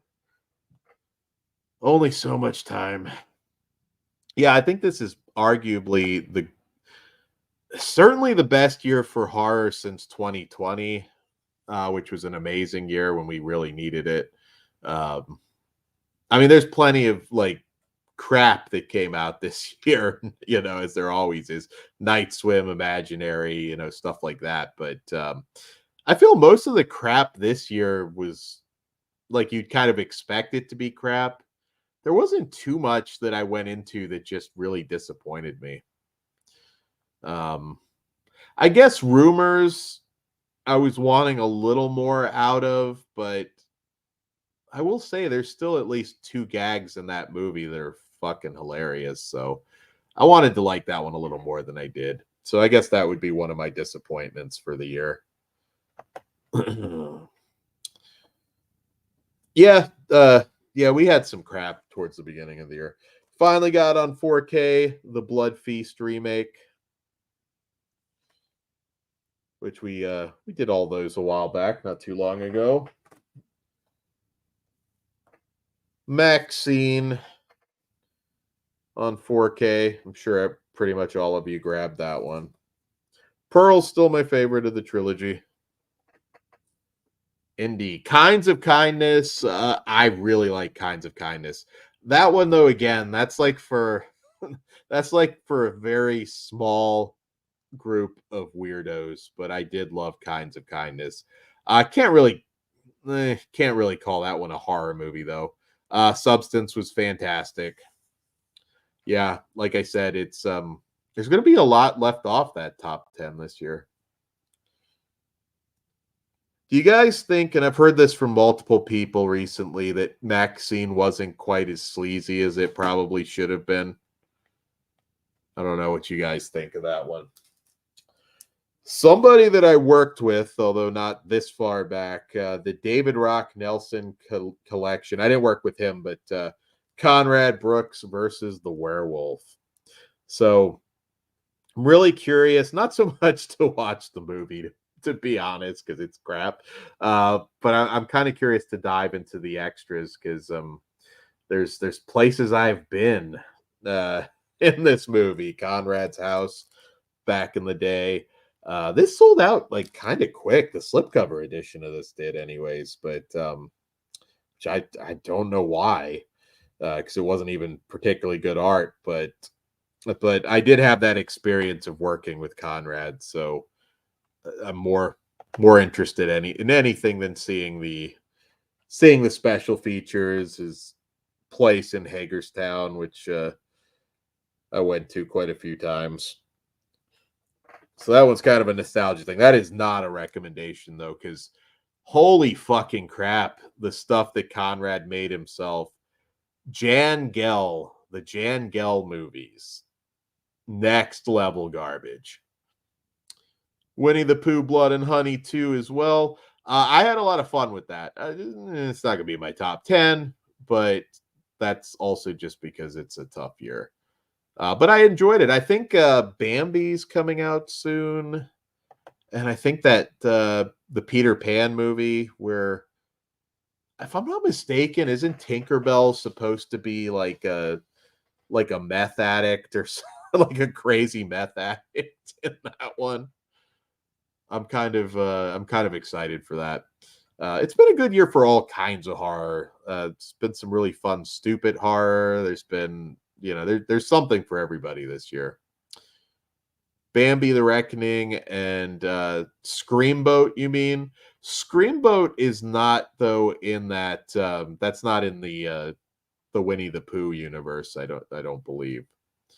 I think Mickey's Mousetrap is garbage. If you didn't see our review, like that one was like don't even fucking bother. But Screamboat looks like it might be fun. Indy, the Boondock Saints that's getting at least here what would it be, 25th anniversary, I think. I think that's soon too. I saw like some theatrical screenings on my AMC app. I think that they're doing for that. So at least if you're near AMC, you'll get a shot. Disney Universe. It's the Mickey movie. The director of Blood and Honey is doing. Oh, okay, okay, but is that the David Howard Thornton one? Because there's Mousetrap, but then there was also, I think there's like a couple Mickey things in the works. I wasn't too sure if Screamboat though was lumped in with those, but I'm sure it's very similar. Let's see. Also from Make Flicks and James L. Edwards of Bloodletting fame, Trivial, another new one. With I know Rick Germain's in this. I worked with him on a movie. He's actually a really nice guy. Yeah, there's going to be a ton of Mickey movies, but Mousetrap was a throwaway. Don't waste your time. So this was put out initially as Haunted Desires, and it is available for the first time uncut, Grave Desires, with softcore legend Jay Richardson, who of course was also in Hollywood Chainsaw Hookers and Beverly Lynn. And yeah, I think that was one of those ones that was like on DVD and I guess even VHS at that point, but it was just like the R-rated cut that cuts out all the good stuff. But I'm gonna get me some Fred Olen Ray always on Blu-ray. Another classic 70s TV movie that they put out, Crowhaven Farm with John Carradine. Thought that was cool when I saw that pop up. This is what I want more of. Even if it's not like the greatest prints in the world, I'd like to get some physicals of a lot of these great TV movies. It's Mickey. I'm trying to think if any, like, when would Donald Duck go into public domain? I think it's still like a little while, but I don't think it's a ton of time. So I'm actually kind of curious to see some of the Donald Duck horror that they throw at us. On 4K, I got Reptilicus. That's some beautiful art on this one too. Haven't popped that in a long time. I'm trying to remember what all the labels were for these. From Saturn's Core, cool grizzly artwork for Flesh Freaks. I think I might have everything that Saturn's Core has put out. That might be like one sub label that I have everything right now. Maybe not the most recent. There might be a couple that I don't, but yes, Tigger was basically Freddy Krueger, and I thought that was cool. I like again, I'm not just like an elevated horror guy. I like garbage. I just don't like the again when it's just the cover art and the movie is just like a complete like non-effort. I don't like that. But I've talked enough shit on the meme movies. I mean, bad bad CGI Gator and stuff like that. I guess it still is meme movies, but I kind of have to separate the ones that don't really try. Also, this one was kind of selling out fast, and I guess the only real reason that I have is because it's Halloween themed, but at least I think it wasn't it? Yeah, no, it's a haunt, so it must be. But Asylum of Terror, also from Saturn's Core. This was going quick. I wasn't even planning to buy it right away, but some of these it's not. This was actually VHS shit fest, I believe. Some of this stuff, like I just wouldn't have expected to go as fast. Some different cover art on the inside there, but actually I kind of like the inner art better. some of this stuff, yeah, I never would have thought some of this SOV or SOV adjacent. I don't think that one's SOV would go as quickly as it is. Donald Duck does have history in horror movies, but not the Donald Duck. I want to see the real deal slaughtering people. But I'm going to tell you this, like the Mickey Mouse stuff, like I want to see them really test it. Like I want like Mickey Mouse and pardon me for 1 second. I gotta take care of a dog thing. Be right.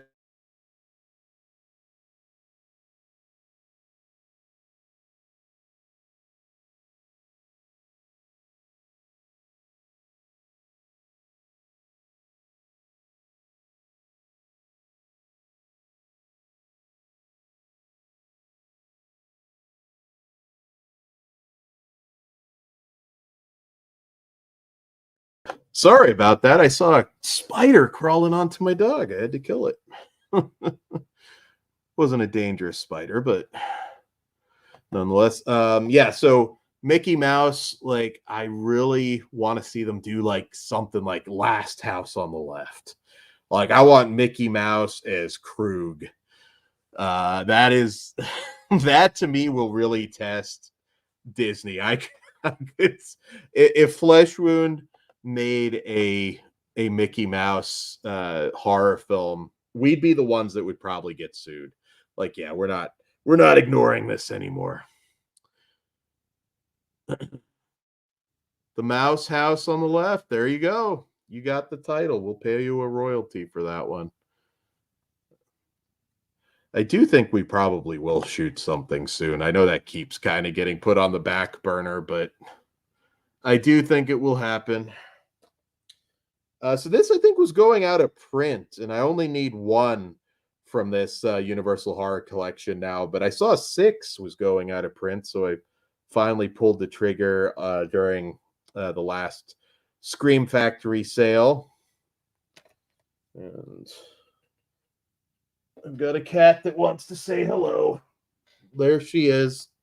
She doesn't like being picked up. But yeah, no, that one was going out of print, so I don't know if it finally sold out or not, but if you want volume 6, and they haven't put anything else out in a while on that line, but you may want to jump on it. Another infamous film that I upgraded from DVD, Night of the Lepus. Had to grab that. And that's also one of those ones, like, I don't even care if it ends up on 4K. That's fine on Blu-ray.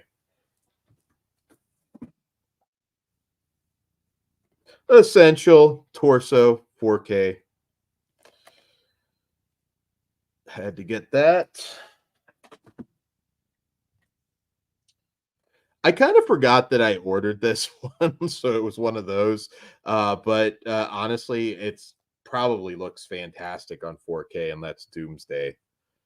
I thought that movie was a lot of fun. I thought Neil Marshall did a good job.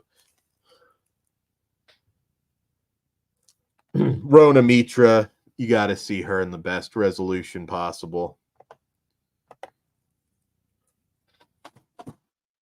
Yeah, torso's a must. Chris picked up Hammer's Frankenstein Created Woman and the Vincent. Oh, good. Yeah. I think I'm pretty much all caught up on that stuff. I've got a couple other things here that I know Night Creatures was one, or I might have shown that last time. I don't even remember. But I think I'm pretty much caught up on all the Hammer stuff on Blu-ray at this point. I want to say from Mondo as well, and just it's been out a while, but I didn't pick up Succubus yet. Finally did. I love Mondo. Mondo's been like one of my favorite companies for many, many, many years now. They don't get enough attention.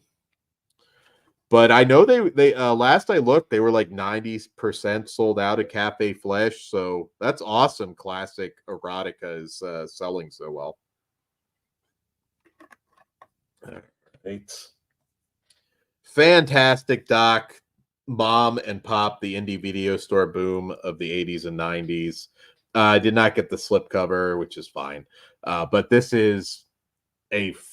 one is maybe my favorite. I thought this was really fascinating.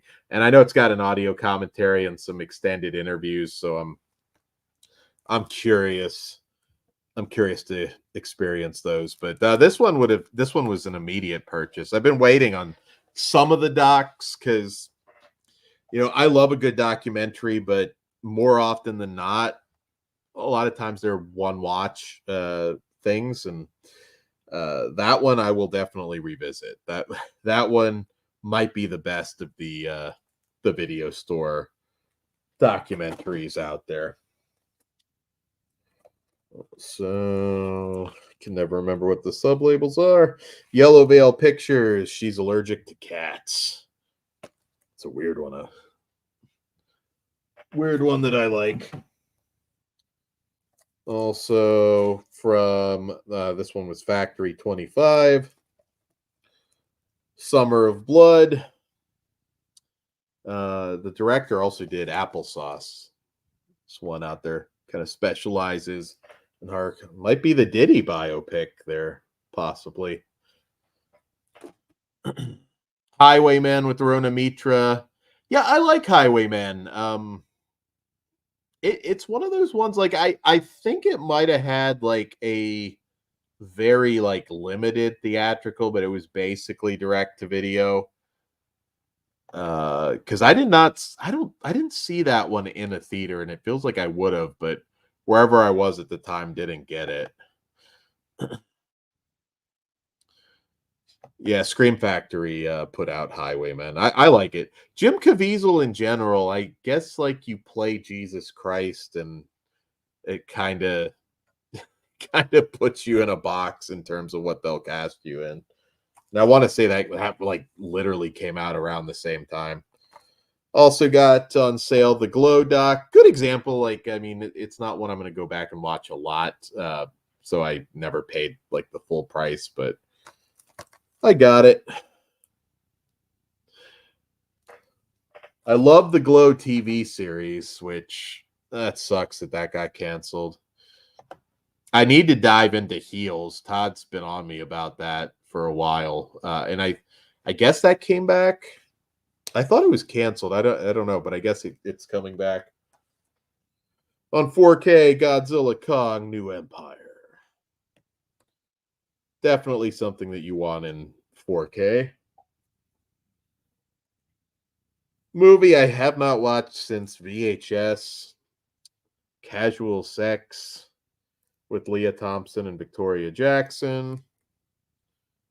One of those VHS releases. Chris C. Do I have a film called Party Line with Parker Posey? I think I actually showed that off last time. Although there's a few movies called Party Line. Which one do you mean? Or wait, was that? I'll make sure I'm thinking of. We're thinking of the same one. You mean from 88? Yes, I have that. What was I thinking of with Parker Posey here? Fuck, not Party Line. That's going to bother me now. It was the first movie that was on. Why am I spacing on the title? Because I just got that too. Party Girl. I'm sorry. Party Girl. Yes. That was like the first movie that was officially put on the internet, like back in 95. And yeah, I just got that. That's another sub-label too. What's up, Matt? How are you doing? I'm losing my voice and my mind. I can't think of some of these movies that I just fucking bought. Oh, now this is a recommendation. Triple Xmas, which you can see our review, directed by James Dean, but not that James Dean, and starring Jessa Flux, Felissa Rose, Drew Marvick, of course, but Dolly Lee, an adult film star that I like quite a bit. And I'm sorry to stall, just checking to make sure there's no boobs. And there's not. But grab Triple Xmas on Blu-ray finally. Yeah, Dolly's got some good scenes in that. Good tub scene in that movie. Yes, Casual Sex is one I haven't watched in a very long time. But yeah, Party Girl with Parker Posey. God, Beau is Afraid. Like, I really I really enjoyed her in that. Parker Posey was kind of like she was the indie girl in the 90s and into the 2000s, and I had like a huge crush on her. She's actually very good in the Lost in Space reboot TV series. I enjoyed her quite a bit as the Doctor in that one. Speaking of Andrew Dice Clay, I'd like to see Brain Smasher get a Blu-ray, talking about stuff that we do not have yet. Also just reviewed it, Psychoscience. You can check out that review. I'm going to speed through some of those. Even though it came out before, this has both versions of Psycho Sisters from TerrorVision.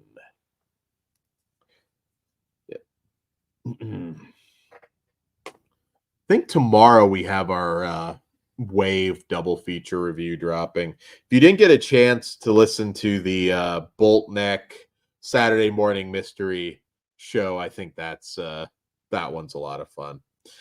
JG, in short, it is essentially weird science turned into a slasher with a gender flip. It's the girls creating an ideal guy. And yes, Triple Xmas, I don't want to oversell it, but a good sleazy indie slasher film with some good skin. And there is a certain lucky bastard that might be watching this that is I don't know if that's supposed to be a secret. I don't know. Probably not, but there is a Scream Queen that I think will be coming to Full Moon that I'm pretty excited to hang out with. Chris, I pre-ordered that Forgotten Jolly Volume 7. Oh, and the Tenant. I didn't get the Tenant yet.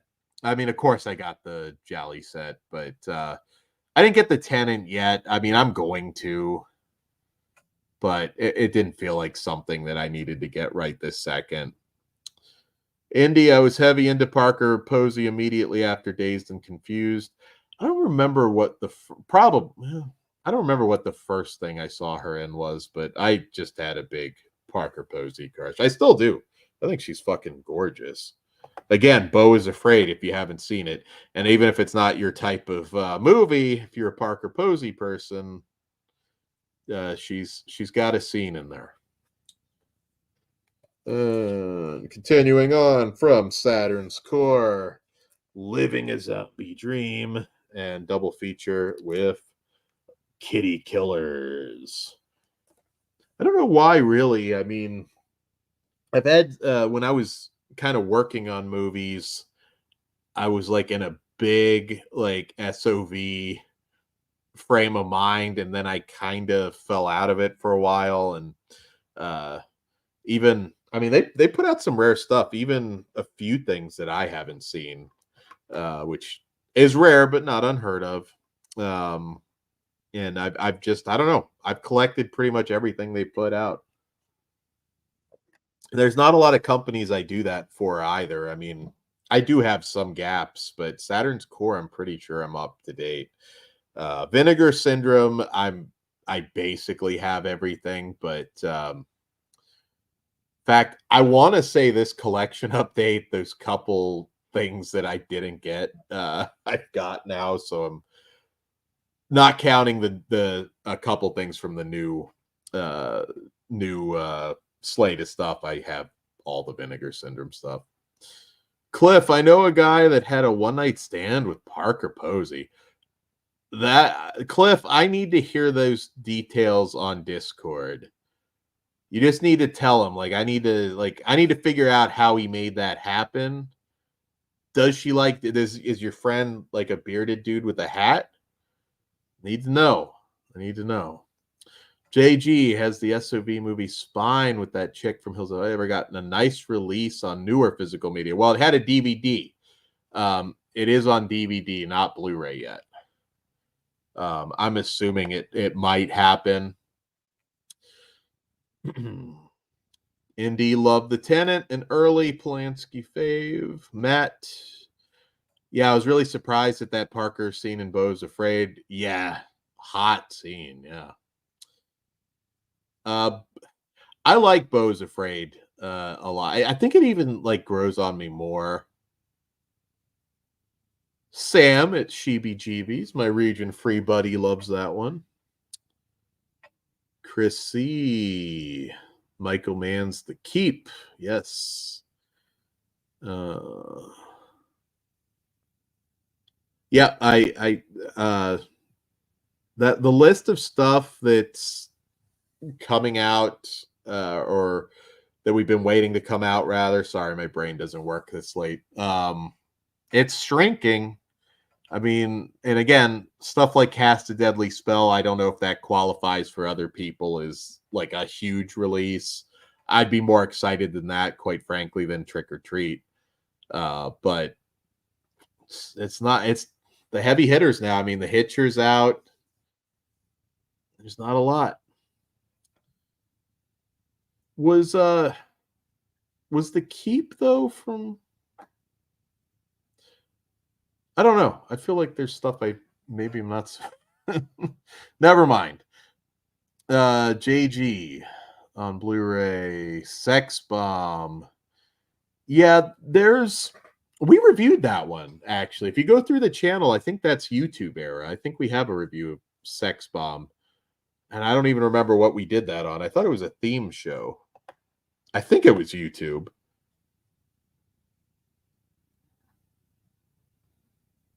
Cliff Booth. I might be missing some stuff in the chat. Sorry, I'm gonna scroll back.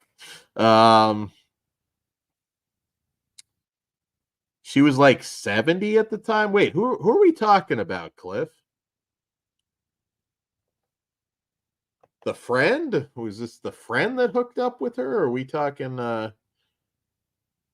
that's not, I mean, Parker's only like 50 or so, and she looks great. It's not 70.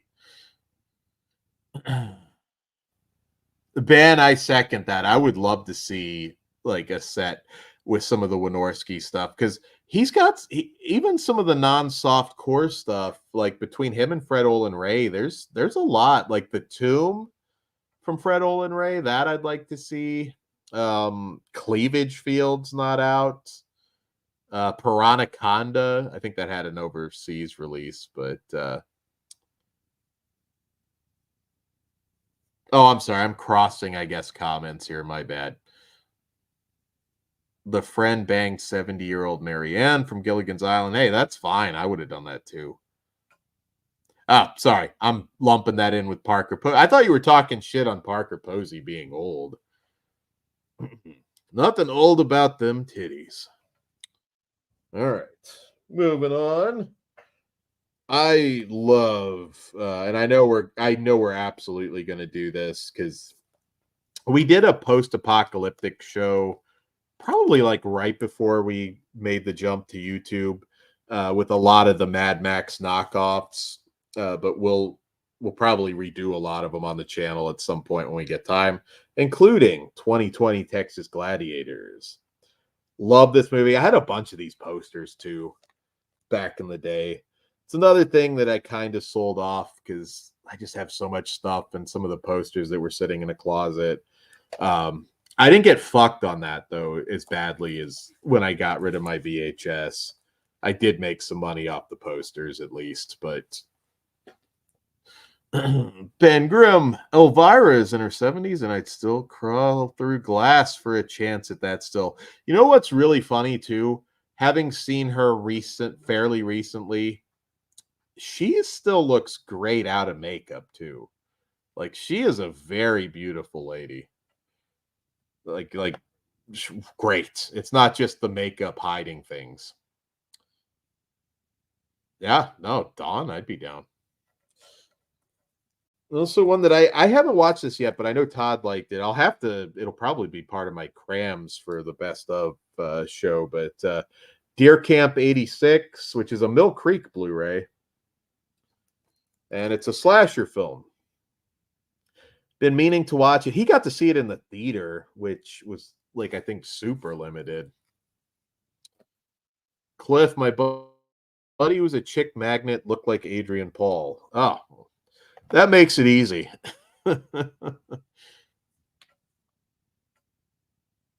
Dear, yeah, I need to watch it.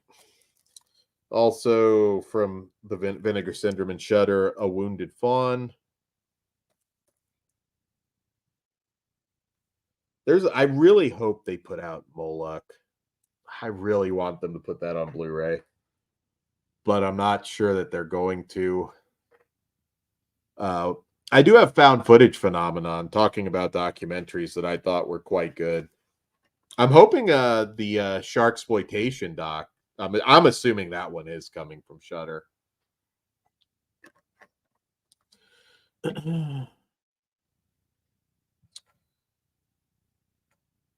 Do I? Oh, Buried Alive. Yes, I do. Yes, I do. Ginger. I remember I met her a bunch at the AVNs, but it was a convention. I think maybe Monster Mania.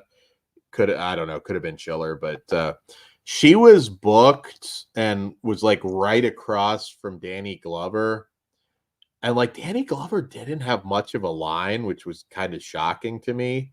I mean, he had steady traffic, but Ginger Lynn at this particular point had like a fucking line. And I saw him at one point just like looking and like just like what the what the fuck? It was kind of funny.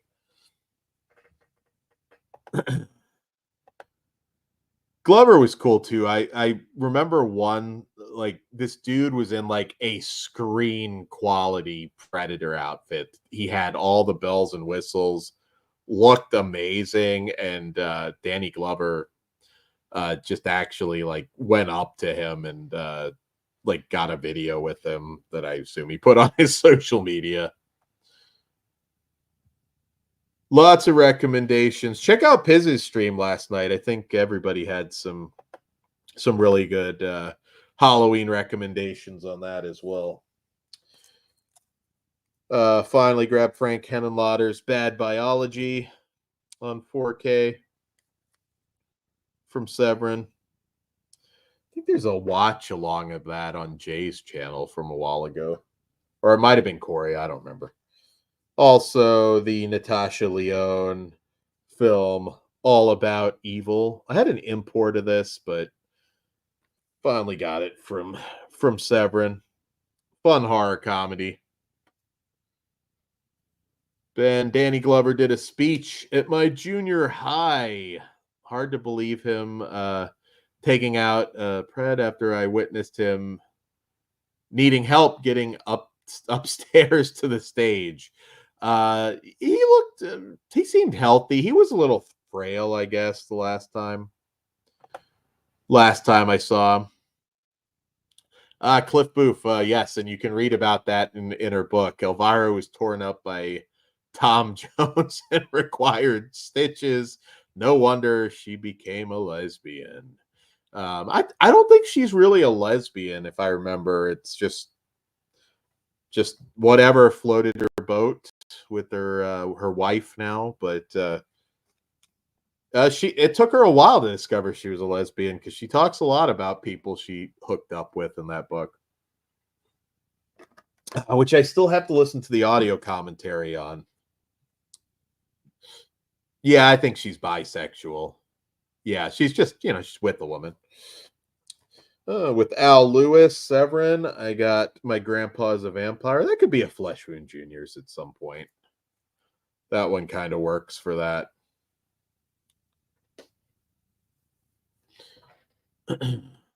Larkin Love played a pretty good. She's done Elvira in porn. So's I don't know if Joanna Angel specifically did Elvira though, but I know Larkin Love did. Danny Glover's always been too old for this shit. Also from Severin, The Dogs. And we got some more smut here, which I have to check. Also from Chuck Vincent, and surprisingly enough, a lot of the smut's like clean, but the hardcore comedy Misbehaving. They've done a good job. Melicine's got some gold up there right now. I mean, I'm not recommending retro adult stuff, obviously, to everybody, but they've got some really good stuff. A lot of good Chuck Vincent stuff. JG, I've been wanting to watch My Grandpa's a Vampire and that other Al Lewis horror flick, Fright House, for a while now. Fright House was one of the stray posters that I still have. I mean, I have a lot of posters, obviously, but the ones that I do have are up and they're signed. Like, I got rid of a lot of like old ones like that. I might still have a Fright House poster. I'm not sure if that. I might have gotten that randomly at a flea market. Let's see. JG is Dogs, the David McCullum movie. No, it is not. Early Gerard Depardieu. I'm trying to find the year. Don't they print the? Oh yeah, 1978. It's a French film. Yes. There's a lot of stuff. Like I said, Severin, I've still got a few things that I need. Let's see. Bloodbath at the House of Death. Which this one's fun. There's a particularly like very politically incorrect bit with Vincent Price in this one. Oh, is Fright House on Tubi? Awesome. Let's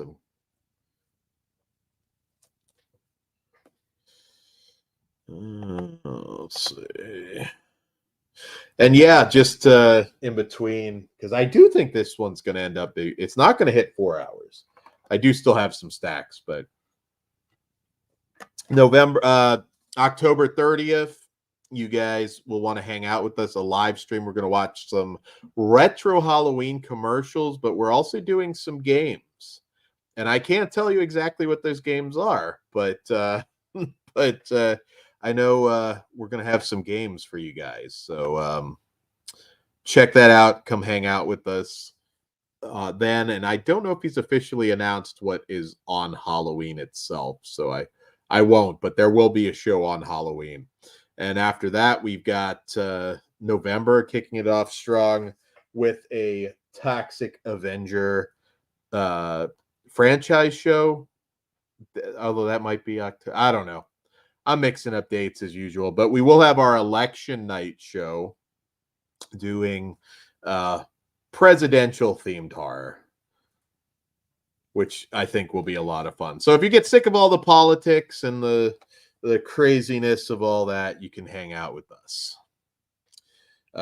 So I went on the A24 shop. I finally got Lamb, which I don't consider this like elite level A24, but I do like it a lot. And I just kept forgetting to grab it. So I finally did grab the 4K of Lamb. And a film that I fucking love from this year. I Saw the TV Glow. You can check out our reviews. Definitely one of my favorites. But also another one, not for everybody. This is, like I said, this year there have been a lot of films that some people will be on their best of and others their worst. So, but I am a big fan of I Saw the TV Glow. Profane Exhibit. I can't tell you how fucking long I waited for this to finally come out from Unearthed Films. It was I don't know what the official count was, but it was like 15 years in the making, and this finally came out. Clint Howard's in one of the segments, as you've never seen him before. The most fucked up thing that Clint Howard's ever done in a movie. But it takes a bit. There's a couple throwaways in there, but like the highlights segments Profane Exhibit delivers for extreme horror fans. Matt, I love that too. I assume you're talking about I saw the TV glow. Yeah, A24 is a good company. I mean they have some misses too. It's not always a sure thing, but it's close to a sure thing. Nacho did have a really good segment. And you can check out our review again for that one. Some of these that we reviewed, I'm going to go through fast, but I did get Late Night with the Devil. Haven't even cracked it open yet. I don't know if I'll get to watch it again before Halloween, but I did enjoy that quite a bit. And I need to open it because it's got all the collectibles in there. What do you guys think? Dalmatian, maybe the heir to the Joe Bob throne when he tries to hang it up. He seems like the obvious choice, but I don't know. I think there's some others I'd be curious to check out. Also from Quality X on Melusine, I got this one. This one does have nudity, so I'm gonna have to cover it up. The Mark and Erotic Passion, which there you go.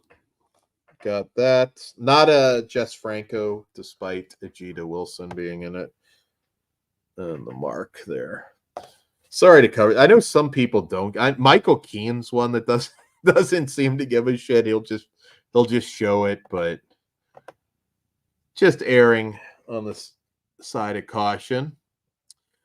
Matt Dasmalchian, which I'm just getting to the point that I can actually say his fucking name, is my man crush.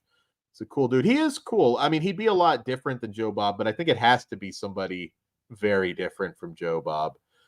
Ben Grimm. Yeah. What do you guys think if it's not him? Because I'm of the mindset, and I'm not shitting on Darcy again, but it's got to be a totally new. I suppose no. I think you got to rename it too. I think you got to rename it too. I don't think it can be The Last Drive-In. I think too many comparisons. JG, is it confirmed that Ajita used to be George Wilson? Yeah, by multiple people. That's kind of well known. Lena Romay confirmed that as well. Pretty ballsy at the time. It kind of cost her a lot of work. We talk in one of the Black Emmanuel shows, we talk a little bit about Ajita Wilson. Kind of a sad story, actually. Ben, Darcy will be involved. Darcy and Jericho. I'll tell you why that probably wouldn't happen, because it's not a bad choice. Jericho still has that NDA stuff, and I don't know. I think it's possible because nothing other than it existing is really kind of come out, but I don't know. I think that might cost him that kind of gig. I wouldn't mind it though. I think he has the personality. It's not a bad pick. JG, Danhausen should host The Last Drive-In since AEW does nothing with him. I don't hate it. I don't know if it would be too, like, he'd be great as like an old school Svengoolie Goulardi type host. I don't know that would suck in the people that they needed to suck in. I could see Jericho making it work even with Darcy. But yeah, how about Balky from Perfect Strangers? Eli Roth. Eli Roth is certainly more than knowledgeable. I don't know that I tune in to watch him like on the regular. I don't think he's funny enough. I don't think he works. I could even see Rob Zombie. I don't think he'll do it. See, the thing about Rob Zombie, I mean, I do love his music, and he's one of us. He's a fan, but he's not the most interesting guy. He's Rob Zombie is one of those people that I saw him. Maybe it was Rogan. I don't know, but I saw an interview with him not too long ago where I'm like, and I am rambling. I will get back to the movies, but he's kind of feels like he's kind of like an old man now. Like I don't know, like he's still a rock star, I guess, but he's kind of feeling old. I don't think he works. Honestly, Jericho might be the best pick, minus that NDA stuff. Rhonda Shear is fantastic, but I mean that's USA Up All Night.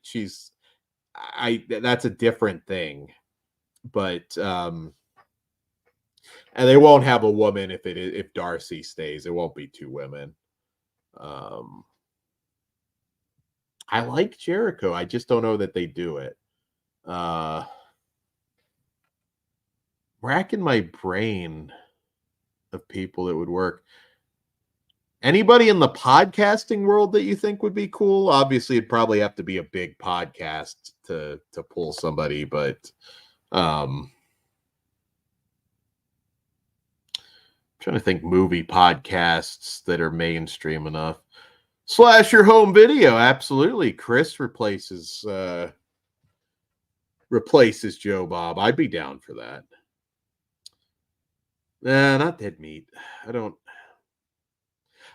don't dislike Dead Meat, but I don't know. Dinosaur Dracula. I'm only kind of vaguely familiar with Dinosaur Dracula. But that's a big channel. I know that much. Jim Cornette. Ooh, I would love that. And Jim Cornette is a big horror fan. But I don't know. I think he's got like some baggage too that might it might prevent him from doing it. I love Dino Drac, but he gets too nervous doing that stuff. Yeah, I can't really make a judgment, but yeah, I don't think stepping into Joe Bob's shoes necessarily. I mean, if we're totally fantasy booking, I could probably name some people that would be great, but just probably wouldn't get the gig. I'm offended nobody said me, although I probably made fun of Darcy too much to get that gig. But yeah, me and Joanna Angel. There you go. That's the final word. I demand it happen. Yeah, Joe Bob going away, it's going to be a risk no matter what. I don't know that somebody else is going to draw people in. So I'm going to show off some more movies. Give me 2 seconds. I just need to take a quick break and grab another drink, but I'll be back in about 30 seconds. You can time me.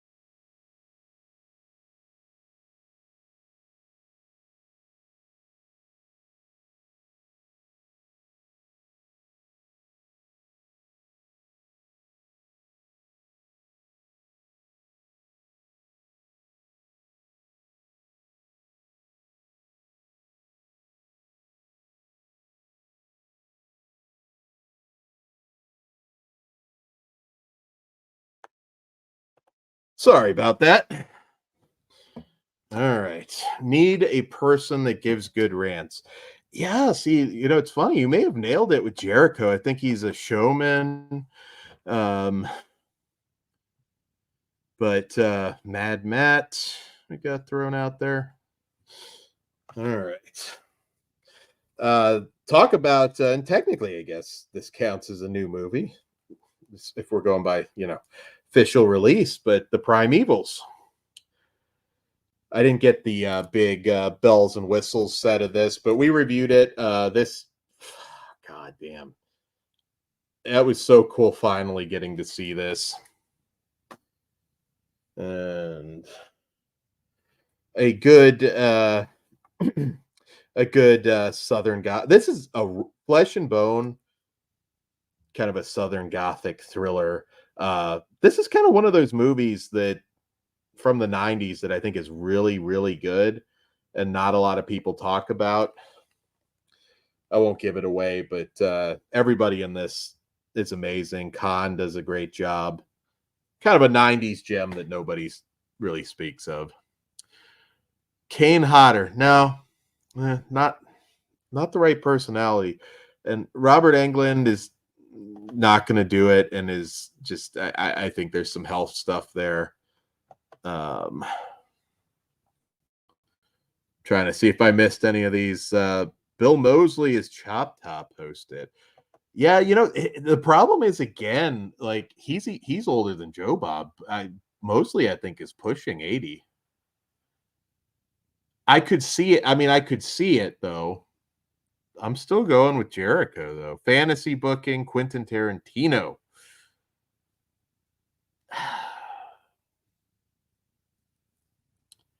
I mean, I don't. He might work just because he's big enough that he might draw people, but I think there'd be a lot of bitching with him too, though. It's like he's super knowledgeable, obviously, but I don't know if he's like the one you want to tune in and see every week specifically for a horror thing. But I don't know. I think he would overpower for sure Darcy. Like, go sit in the corner and be quiet kind of deal. Christopher Lee. Well, yeah, of course, Christopher Lee. Crypt Keeper. Well, John Kaser, I wouldn't necessarily be against that. On 4K, the classic Cannibal Apocalypse. I haven't upgraded all the Kino 4Ks yet. I got the Boogans, of course, and some other things. I probably will get Antichrist, even though I'm a little annoyed that it doesn't come with the Blu-ray, but had to grab that. Let's see. Bill got hit by a car recently. I wonder if he's okay yet. I think so. I think he's still pretty active on social media. It's the thing though, like a lot of these guys now are really getting up there. There's only so many legends left. Not that, you couldn't hire somebody, but you start getting into your 80s, I don't know. That's kind of a question mark. I'm just going to say Jericho. I like that a lot. I don't know, from the wrestling world, Jericho works with Darcy. So if Darcy's staying, I kind of like Jericho. Also, this one from Haiku Fipper, Ostermontag. I don't know if I'm really saying that right, but again, Massacre video, killing it. Got some gory cover art there on that movie. MJF, nah. I don't know. Is MJF a horror movie guy? I don't know. I like MJF, but I'm not filling him for that. We reviewed this, so I'm going to go through it. But the Night Caller from friend of the channel, Chad Farron. Great movie. Check out our reviews. Some more smut. And I believe, I don't know if you're still listening, Ghost, but I think you might have grabbed this one. Kind of checking. So I guess that's not see-through. I guess we're okay. But, well, I'm just going to say Spirit of 76 and Teeny Buns double feature from Melusine. don't know, might be a little too sexy for YouTube, but you can go see the cover art on Melusine. Um, I feel like that's one that's going to sell well. Has Dead Pit recently blown something up like Summer Camp Girls, where I think a lot of non-smut fans bought it? Dalmatian does a lot for Shudder already. Yeah, I mean that's why I think he's the most likely. But it might still be a little bit on the nose too. I mean, he just played a host. It's might depend what happens with his career. I don't know. Another gem, speaking of Shudder, You'll Never Find Me. I really like this one a lot. This is definitely one of my favorites for the year. And happy to get this on Blu-ray. Wouldn't have minded like the bigger bells and whistles release of it, but that's not a bad thing. You can get it for cheap. Let's see. Also on 4K, even though I know it's on the set, but Castle of Blood, essential. And I think we'll be talking about this shortly. So I'm not gonna spend too much time on it. I'll let you wait for the review. Upgraded this one, The Beast Must Die. Classic Peter Cushing. From Severin. Yeah, Castle of Blood, I'm looking over. I got that poster signed by Barbara Steele at the last meetup, and that was definitely worth it. One that's been out a while from Severin, but just didn't pick up. Bag Boy, Lover Boy.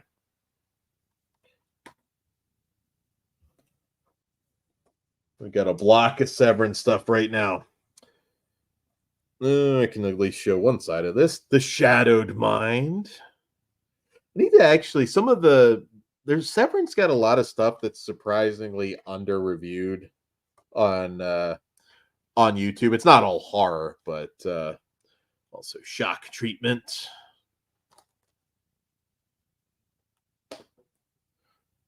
Surprisingly, as for an in label too, I've looked through like stuff that's undercovered and not covered very well, and there's more than you would think. Let me see. I'm just checking a Discord thing. Bear with me. Let's see.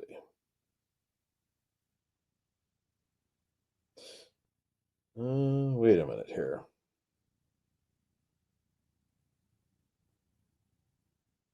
Oh, Ben, you'll have to fill me in on that. I don't. The chat thing that you posted, that's weird. Haven't heard anything about that in a while. This I was super excited for. Dario Argento's Deep Cuts.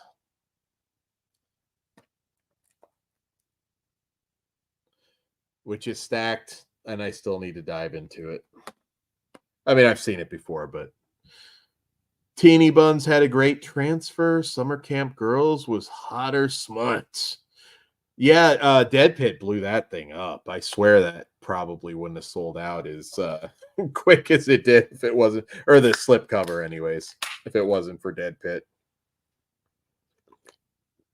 I actually think they got Garrett to watch Ebola Syndrome. They should try. They should do some watch-alongs for the Smud. I think that would be. I might sub to the Patreon just to somehow make that happen. I want to see Dead Pit do adult reviews.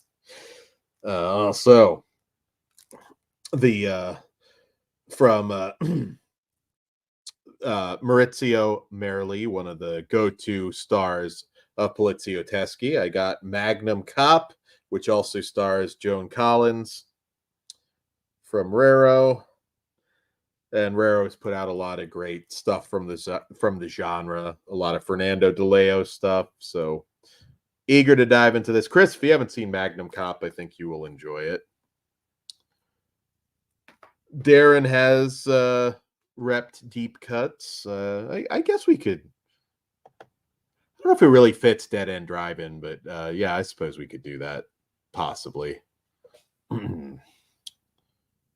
Ooh, he hasn't. Yeah, he. I think Darren has some gaps on Cat 3. Untold Story, he will definitely like. On 4K, Van Damme, one of the greatest action, the greatest 90s, 80s, 90s action star, in my opinion. On 4K, sudden death. I still need to get Hard Target on 4K, but I know there was like a recall, and that's always a fucking pain in the ass trying to figure out, if you're going to get the one with the correct disc or not. But I do still need to get Hard Target on 4K. One of my favorite non-horror movies of the year, Furiosa. Loved it. Sad to see that it unfortunately flopped. And another one that I thought was surprisingly decent, The Ministry of Ungentlemanly Warfare. I watched that with my dad. Thought that was a pretty good action movie. Got that on 4K. And I think I'm pretty sure I got this on sale. I don't know, or I pulled the trigger before. Maybe it was. No, I don't think it sold out, but I got Little Darlings finally. I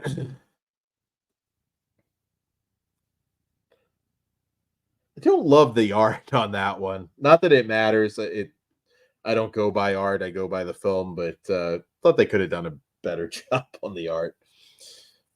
Also from Cinematograph, I got the Paul Schrader film Touch, which I remember seeing again in the 90s, 97, I believe.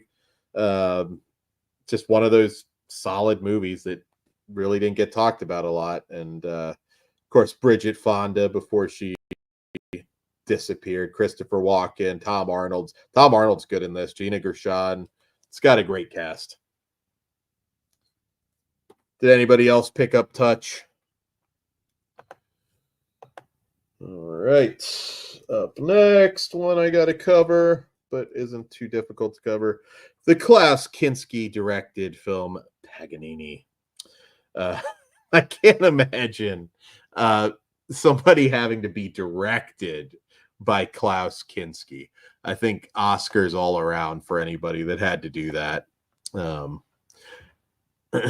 Ben never liked Touch. Okay. I remember liking it, so it'll be interesting revisiting it. All right. Moving on next on 4K, definitely not anywhere close to what the original was, but I'm gonna probably get them all on 4K. I know Riddick is coming and Chronicles of Riddick. It's fun. I still think Pitch Black is by far the best movie that Vin Diesel ever made. Not that it's like a ton of classics on his filmography, but Pitch Black is a damn good movie. All right, moving on.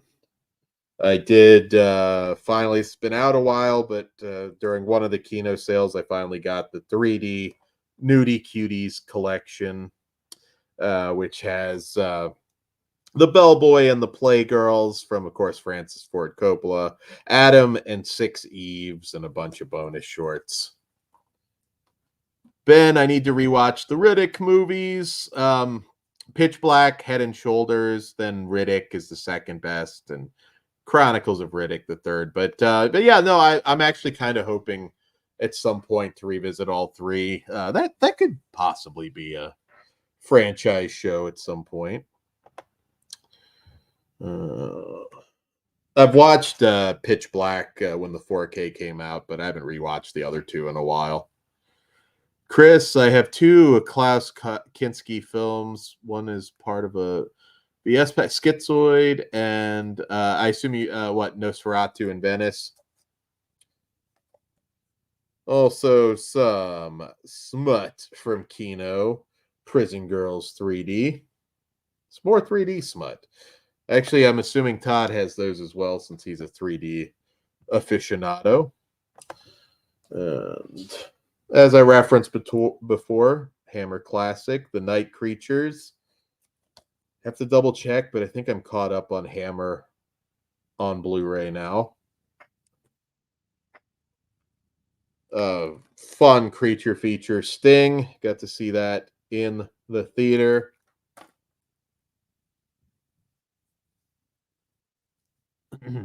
It's funny. Klaus was one good deal of his stuff he was in for like 10 minutes, 10 or 15 minutes, because nobody could really stand being around him. So he did a lot of films that some of which are pretty rare.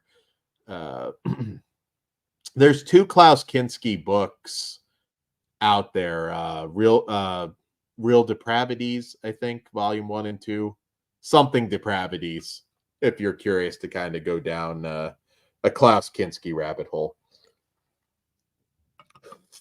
He was a legit piece of shit, like there's no sugarcoating it, but he was compelling to watch. I mean, he was always like really interesting to watch. I think he would have been one to make a movie with Marlon Brando. Holy shit, I'm just picturing what that would have looked like. Another fun one from this year, Arcadian. Nick Cage having a great year. It's a good creature movie. Upgraded to 4K finally. Unforgiven. Clint Eastwood. What more can be said? This was one of these sale pickups. Wouldn't have paid full price, but Skateboard. Not really in my wheelhouse, but figured I'd take another shot at it. J.G. Michael, pretty sure he was deeply mentally ill. Well, yeah, for sure. Talking about banging your daughter, I mean, you definitely are, but yeah, I thought they did a great job. I don't know if it more than a year ago now, but the restoration on Creature, holy shit, that was a good Blu-ray. That movie never I mean, it's like watching it for the first time. Some more sale titles, some indie comedies. We got Ape and we got Silvio Unconnected. And this one was really cool. Second and Charles find, because I don't know why it was so cheap, but I got the Monty Hellman classic 2-lane blacktop on Blu-ray from Criterion. I don't know if I don't need it on 4K, but this was like, I think it was $5, something like that. And I was like, oh, Criterion, holy shit. And yeah. That one is a classic. I don't know if anybody's seen that. Let's see. Let's see here. Sorry, just checking a few things in between. And up next, it's actually a surprising bulk of stuff that I got from Vinegar Syndrome on sale, but I did get the trying to let it focus there. Sucks when it's the Full Moon trilogy, which has Joe Swanberg's Silver Bullets, Art History, and The Zone from Factory 25. Another one I got on sale. What are you guys hoping for from Vinegar Syndrome to be announced for Black Friday? I've heard some rumors, but what are you guys expecting, wanting? Upgraded to 4K. Goodfellas, which I probably should have done immediately, but just didn't get around to it. I miss Ray Liotta. Also, the Abel Ferrara, Willem Dafoe film Tommaso. That would have been a Kino sale pickup. So it kind of weird seeing Willem Dafoe just play a dad. I mean, he's not just a dad; he's still Willem Dafoe. But some more smut from Kino. Dagmar's Hot Pants Incorporated. Some sex comedy smut from the 70s. And one that's like always on sale, but I finally pulled the trigger and grabbed it on Blu-ray. Kind of was waiting on a better release of this, but it's good enough. Like I got Showdown in Little Tokyo on Blu-ray. Kind of feel like there might be a better, more stacked version, but it's good enough. The Warner Archive edition is fine. Speaking of which, and I've held off on this one for a while, just because I had heard that like a 4K was happening, but I just got it cheap and upgraded the DVD of Red Scorpion, also with Dolph Lundgren, of course. And I can't even remember. It's like you hear something, I don't even remember where I heard it, but I heard that there was supposed to be a 4K of this. So if not, I'll probably give it away to somebody if the 4K actually does happen. Another classic, Leon the Professional, that I upgraded. Which any fans out there of Leon the Professional, I remember seeing that one in a theater and really having it blow my mind. But then, seeing the proper cut. Speaking of things that I don't think will ever sell out on Vinegar Syndrome, I got Goodbye 20th Century. Finally, that's like, this one and another one that I don't know will ever sell out that I've held off on, Tough Guys Don't Dance.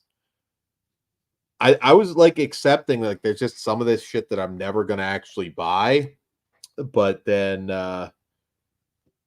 Vinegar Syndrome starts doing $10 sales, and I'm like, okay, well now I still have to be obsessive because I've caught up and I have everything. Chris, Love the Professional, probably the second best movie of 1994. I know what number one is for you. Yeah, I don't get to see Reno enough and stuff. But I mean, Gary Oldman, I mean, fuck. Really happy to get this on Blu-ray again. It could have been a bigger stacked edition, but Black Belt Jones to add to the blaxploitation section.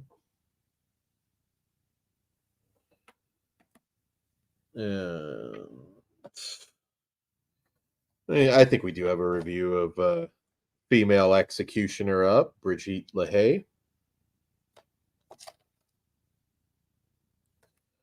And Blood Hunt. Some cool art on that. Oh, and some titties on the back. I'm glad I didn't flip that. Some animated titties.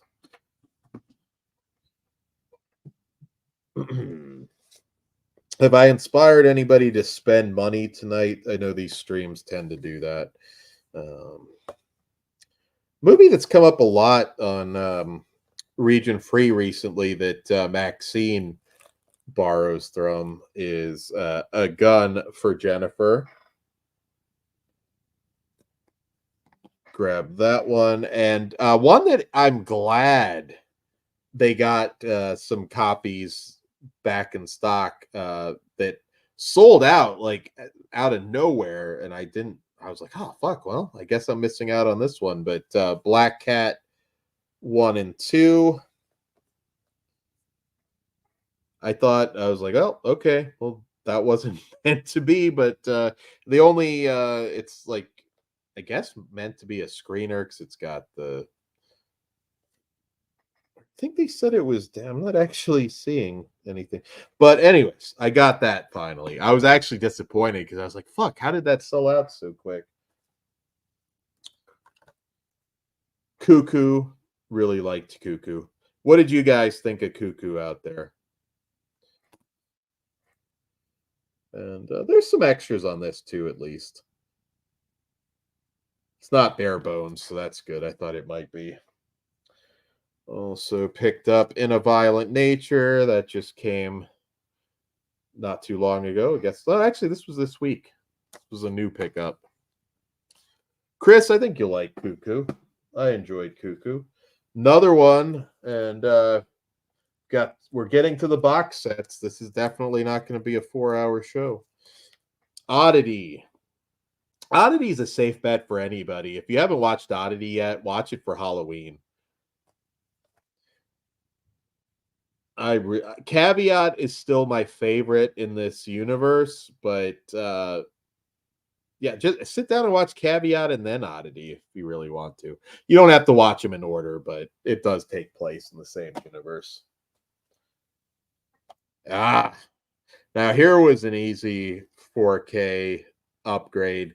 One that I'm gonna see if maybe we can review it. I know we're gonna do Happiness because I think that's even a Pug's Dread demand. But I also got on 4K from Criterion Harmony Corine's Gummo. Sorry, it doesn't not very webcam friendly, but really excited to revisit Gummo. We'll have a soul crushing. Maybe we'll double it with Happiness. Why not? We'll get to do some non-horror stuff. October is obvious for obvious reasons. It's going to be horror heavy, but I know we'll have some non-horror stuff going into wintertime. Could not turn down some Tinto Brass on 4K. I did pick up Cheeky. That's a brand new pickup. I think that came in just the last week. I'm hoping that we get a new release of Salon Kitty as well. Chris, waiting on my In a Violent Nature. I did like it. Chris C, are you on our Discord? I'll have to message you at some point if you are. I think I have you on Instagram, but you'll have to let me know. Also, one I got to get in for the crams. Sorry, my cat again attacking my webcam. Beast Within with Kit Harington from Game of Thrones. I think this is a werewolf movie, if I remember right. Or actually, I don't know. Maybe it's not. One we were going to review and we just didn't get to it, so it's probably going to be a crams episode. Chrissy and Matt, I gotta get your contact info at some point. Matt, I know you are on Discord, so I'll have to. I keep forgetting how to PM people on Discord.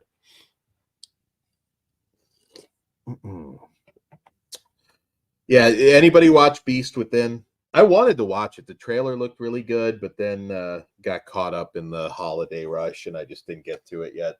So got the Blu-ray.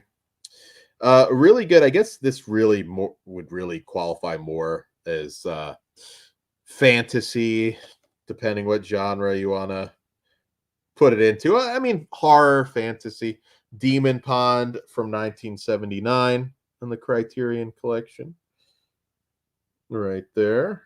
I think I might have talked to old pal and YouTube Hellraiser Hayden Cornelius about this one years ago. Demon Pond. Ben, same, wanted to watch it but skipped it in the theater. Yeah, there was something weird with that where it was because I had it at like one theater, but it had like one screening and it was like a late one, and I missed it, and then it was just gone. It's probably really the only horror movie I didn't get to see theatrically. Indy, I'm looking forward to watching Gummo again. It's probably been like 7 or 8 years since I've watched it. I guess we could call that the fucked up double feature uh, with happiness. Tinto is indeed an ass man. All right. Oh, I'm getting the wrong stack. We're down to 2 stacks. They're not small stacks, but they're 2 more stacks. Guest House Paradiso, another sale one from Vinegar Syndrome. Always sucks having to put all this away. Just in time for Christmas. It's a Wonderful Knife.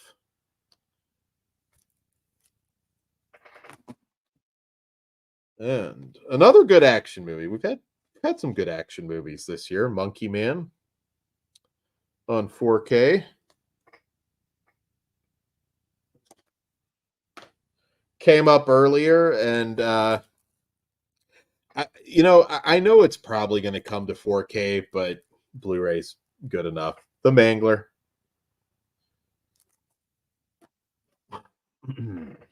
Let's see here. Chris did not like It's a Wonderful Knife. I enjoyed it.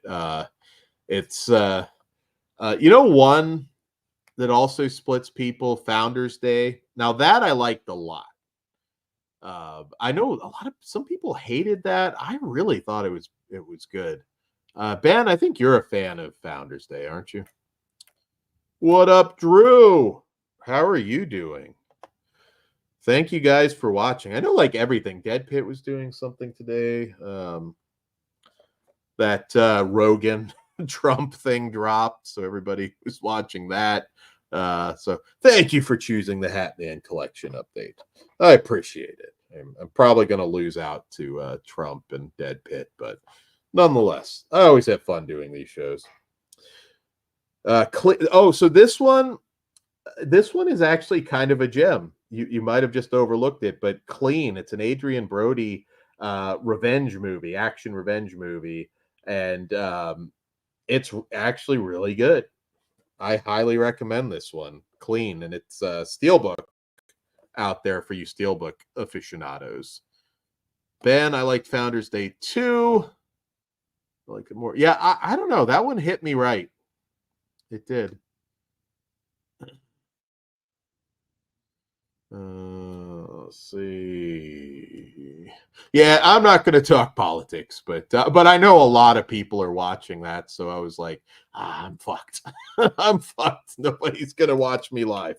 Because I guess it leaked or something. I don't know. All right. Up next, we've got Boy Kills World. So I finally decided to give this one a whirl.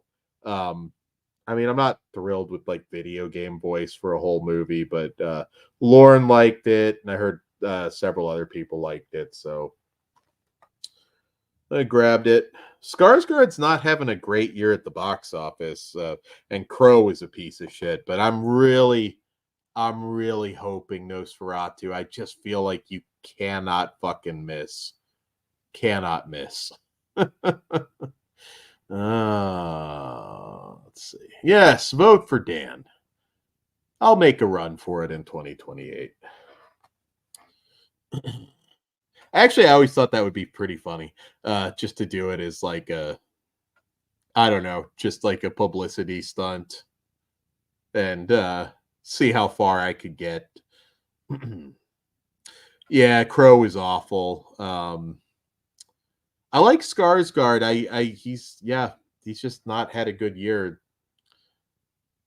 I'm a little bit concerned at the look, possibly in Nosferatu, but I mean, it feels that's going to be very, very good, if not great. I don't want to get my hopes up too high, but also came up earlier, the legendary. And yes, I'm just going to say Misty Monday, aka Erin Brown, because she was Misty to me first.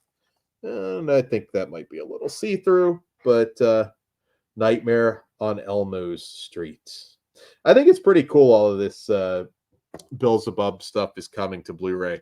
I will say don't pay full price, though, because all of these seem to end up going on sale. So If you're a die-hard Beelzebub fan, just wait. Just wait. You'll certainly get it for under $10. Let's see. Ben not sold on him as a lead. Hatman versus Rogan. I don't know.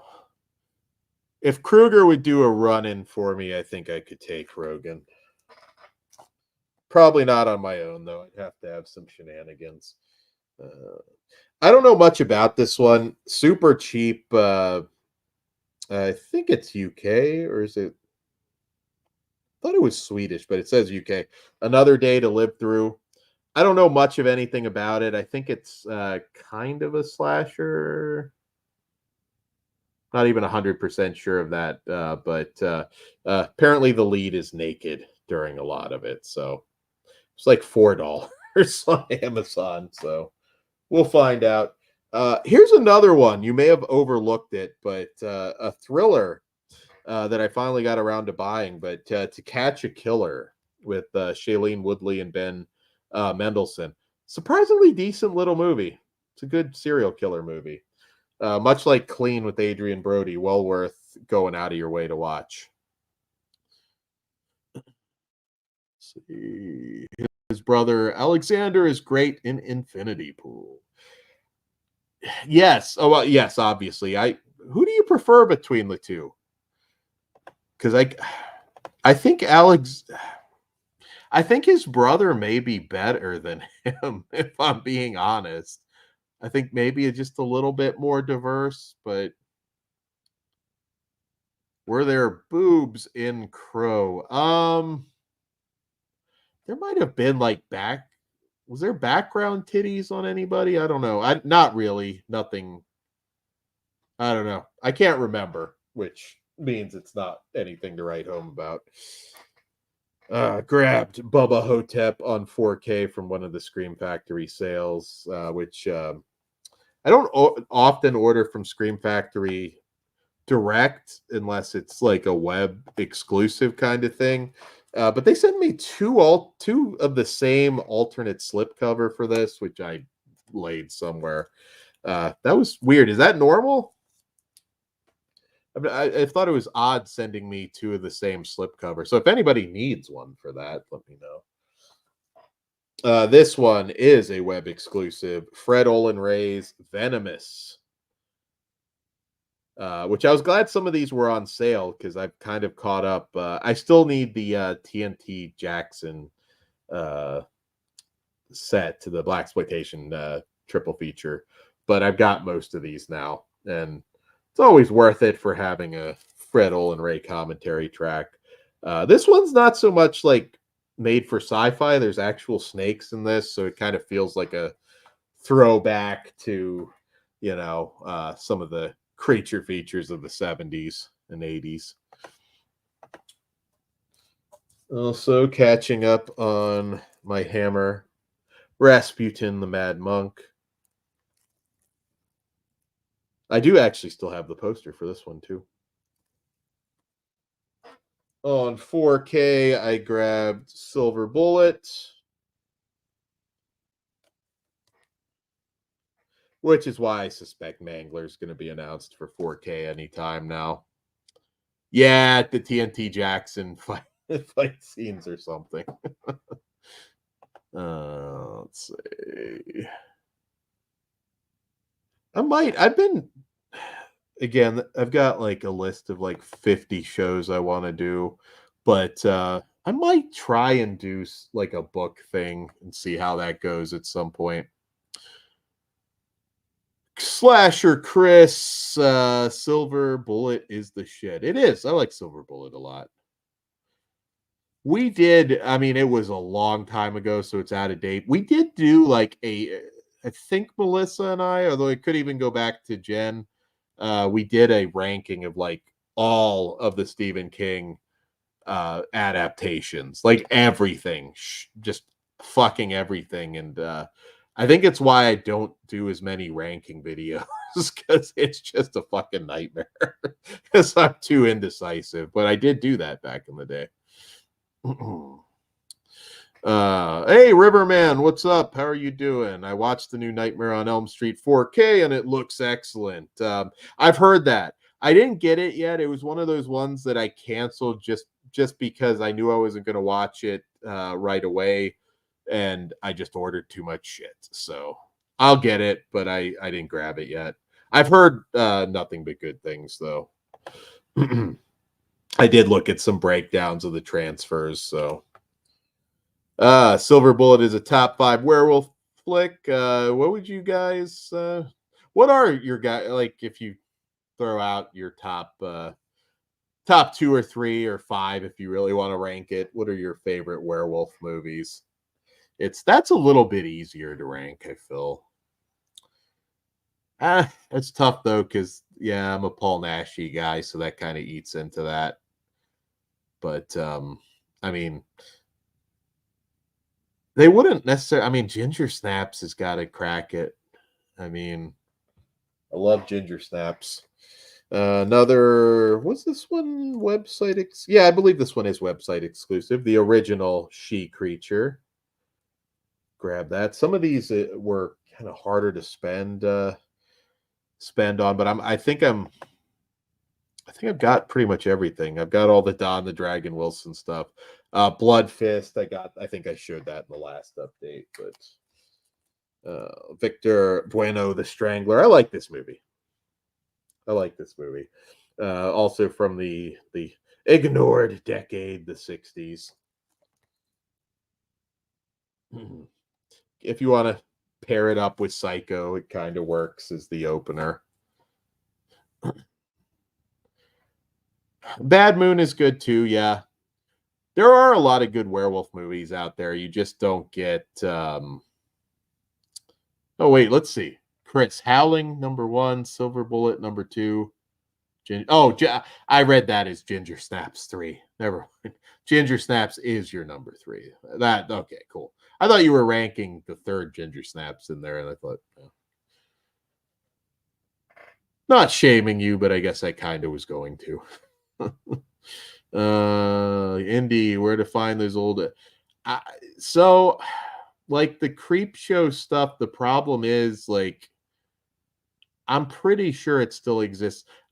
Quite frankly, there's probably stuff on there that would be beyond uh, beyond a lot of cancelable. Is that a word? It's late. I don't know. Cancelable. I'll just make it a word. Offenses in there. So, not. I don't know. Some of that can be retrieved, but it's a blog talk thing. But all the flesh wound stuff, like the audio stuff, still exists. It'll probably be on Patreon at some point. Bad Moon, you do need to watch. That is a fun one. Mariel Hemingway. All right. Get through the last ones here. So we just reviewed it. We Are Zombies. You can check out the review. I liked it. Some really good gore effects, but apparently the director is a diddler, I think, or an alleged diddler. I don't know where that case stands, but yeah, We Are Zombies. Check out our review of that. Ben, I think you might have posted that link in the Discord. Is it an alleged thing, or was he actually like convicted or something? Riverman, it is coming. I fucking love. It's still always been I Come in Peace to me, but I fucking love this movie so much. That was an instant 4K purchase. And everybody saw it, and most everybody loved Abigail.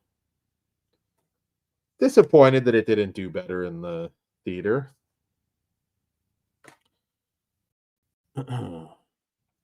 Oh, Ben, okay, he just got arrested. Okay, well, I guess still allegedly for now, but sounds like he might be done. And also from Vinegar Syndrome, I grabbed The Ripper with Tom Savini from DeGasser Video. Oh, no, thought I saw a boop. There you go. seeing phantom tits on these, and it's making me paranoid. And of course, not the first movie made for the video market, but nonetheless, Blood Cult. Might be an Analog Nightmares coming up at some point.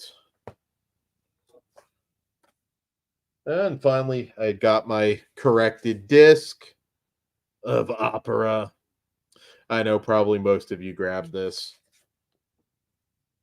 But at this point, I'm kind of committed now to get all of the, to upgrade all of the Dario Argento stuff.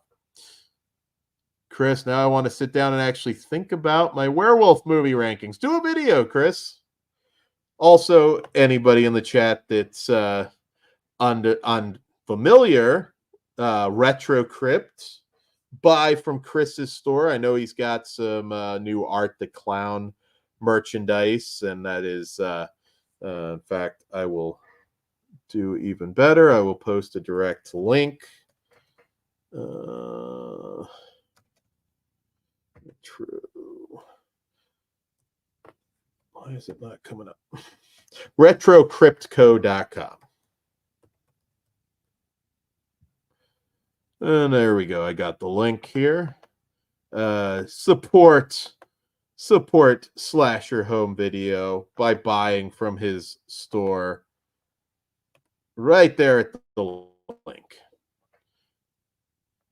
And I know you said you have some new Art the Clown stuff coming in, right? I need to place another order. It's been my physical media bills. Oh, good call. Project Metal Beast. Yes. That had a relatively recent DVD, which I think is also on sale on MBD, but I keep thinking that maybe a Blu-ray for that one. But if you want the DVD cheap, it's on the MBD sale.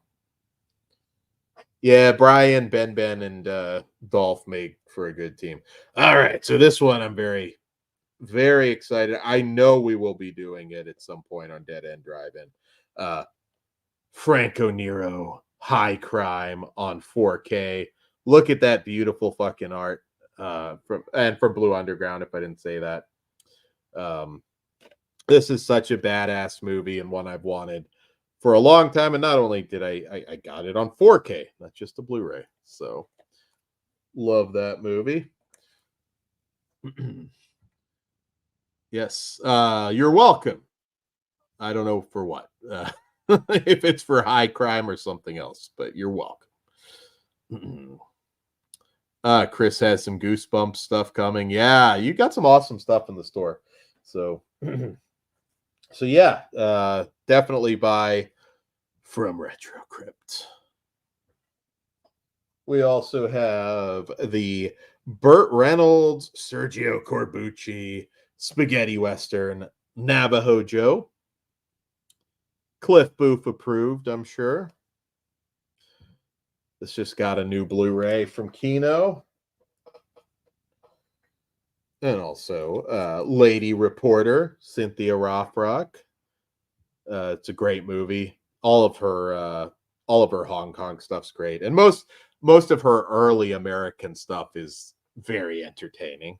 Not on par with the Hong Kong stuff, obviously, but she's, speaking of people that look great, Cynthia Rothrock still looks really basically the same. She's still very beautiful. She is she talked about a couple of her movies on the So Bad It's Good channel. She actually, sat down to watch them with and it's wild. Mattias Hughes has also been on there recently, and yeah. Art the Clown is the new horror icon. He definitely is. There's no denying that. Yeah, I need to get around to watching Last Kumite. That's the movie that he made in Germany. I just haven't gotten to it. She has a naughty membership site somewhere. Cynthia Rothrock? Did she go OnlyFans? Well, fuck, I might have to change my OnlyFans stance. Cliff, I'm going to need the deets on that. Fuck. She may have me on that. Not an OnlyFans guy. Well, shit, that might have to happen. Some smutty non-spaghetti westerns that I grabbed. The Scavengers from Severin and Hotspur. Really love these movies. Not exactly Navajo Joe. These are cheap, smutty westerns. But, the thing about spaghetti westerns, not a whole lot in the way of sex in any spaghetti. I mean, there's a few exceptions, but they never really did like nudity in those movies. A lot of them had opportunities for it, but those just in general, not a lot of sleaze in the spaghetti westerns. Very underrated Martin Scorsese film, Bringing Out the Dead. Grab that on 4K with Nicolas Cage. Great movie, actually. I think it's probably one of his most underrated ones that gets overlooked a lot. Cliff, I don't think it's hardcore, just like undergarments and feet stuff, apparently. That's disappointing. No nudes?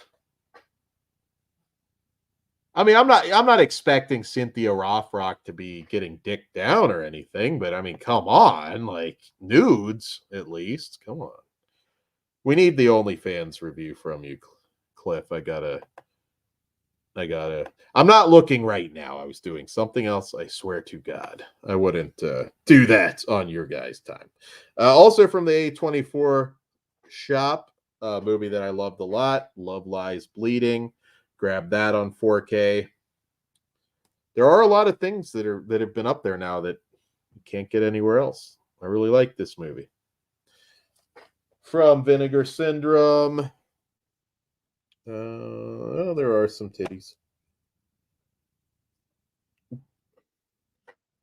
Oh, hate covering it all up, but again, I'm paranoid. Lamberto Bava's Delirium photo of Joya. Stoked to this. I fucking love this one. So I was really happy to pick it up. Riverman, did you get the Hitcher 4K yet? It's one of the best looking 4Ks I've seen this year. It's just which version I'm gonna get. If that limited one makes it to next month, it's just a money thing. Again, too many paying fours. So I'm gonna get it. If worst case scenario, I just have to get the cheaper option if that sells out. Cliff Booth, that movie kicks so much ass. Delirium or Love Lies Bleeding? I would say the answer is both. I haven't seen too much Lamberto Bava, just the Two Demons films. Oh, well, dive into it. Lamberto Bava is a great director. All right, we're down to the last ones, which means that this won't be as long as the last Hatman update. But I grabbed That Guy, Dick Miller, which I really enjoyed that doc when it came out years ago. Dick Miller's a fucking legend. And God, 10 years ago. It doesn't feel like it's been that long. This did have like a BDR at one point, but I was happy to get the this edition of it. And I'm curious to listen to the audio commentary. And I don't remember if all of this was on the BDR version or not. Hopefully it doesn't come true. Civil War on 4K. Great movie. As I had mentioned, hold on here. We'll try and make the box sets main event. Sex Mission, sci-fi comedy from Poland, from Vinegar Syndrome. It's not a sub-label, is it? No, Vinegar Syndrome, from Vinegar Syndrome. And our last non-box set, I already referenced it on 4K, Happiness. That should be an interesting review. And just sending a text in case he wants to pop on. I do have to text. Let's see. All right, thank you for being patient. Final 3 box sets. I did get the Nico Masterakis collection, which from Arrow Video, I should say, which has the Time Traveler, Sky High, Terminal Exposure, Glitch, Ninja Academy, and The Naked Truth. Several of these I haven't watched in a long. I know Time Travelers, an Adrian Barbeau movie, and this isn't really a horror set from him, but this at this point he's another guy well represented on Blu-ray. Pretty much his entire filmography is out there now. And of course, I'm a Hellraiser guy. I got the Hellraiser Quartet of Torment 4K set. The previous box set I got, I'm not getting rid of it. So, but I had to get it. This has 4 on it, which I'm not the biggest fan of, but check out our Hellraiser franchise show if you haven't. It was quite good. And let's say main eventing. It's come up several times, and this was ordered much earlier in the year. The Fulci and Lindsay. I don't know why I keep just saying Fulci. Houses of Doom box set. I was starting to get a little bit concerned with this one because Cauldron took a long time putting it out. Don't panic by this because I know they said it's going to be back in stock, and there's people dropping like a couple $100 or more right now on eBay, or at least they were as of like a week ago. But yeah, Houses of Doom. And that concludes the movies that I have to show off. Todd will be on here in just a few minutes, so I'll bullshit a little bit. Blood and Black Lace is Chris C's favorite Jello. Bringing Out the Dead is great. I always liked that one. Cliff Booth, a Dead End Drive-In episode with that and Blood and Black Lace. Yeah, that's possible. We've got some. We still. I know he's been super busy, but we have a couple shows still on deck that are going to be dropping probably anytime. So we've got some cool stuff coming up on the Dead End Drive-In. We'll get back to some more. I definitely want to do High Crime and some other stuff like that too. So, and I think we still have to do a spaghetti western show. We haven't done that yet. But we got some horror ones dropping for you guys shortly. Be sure also to check out the Mario Bava show that we did on Subjective Perspective Collective, and also you can watch it on Dead Pit's channel. Thought that was quite good. I didn't even realize they were multi-streaming. I made my Dead Pit debut and I didn't even realize it, so that was cool. Ben, I need to dive into Giallo. I barely touched on them, really. So you didn't dive in during our Giallo tournament back in the day? You do actually. I mean, there's a lot of good stuff out there.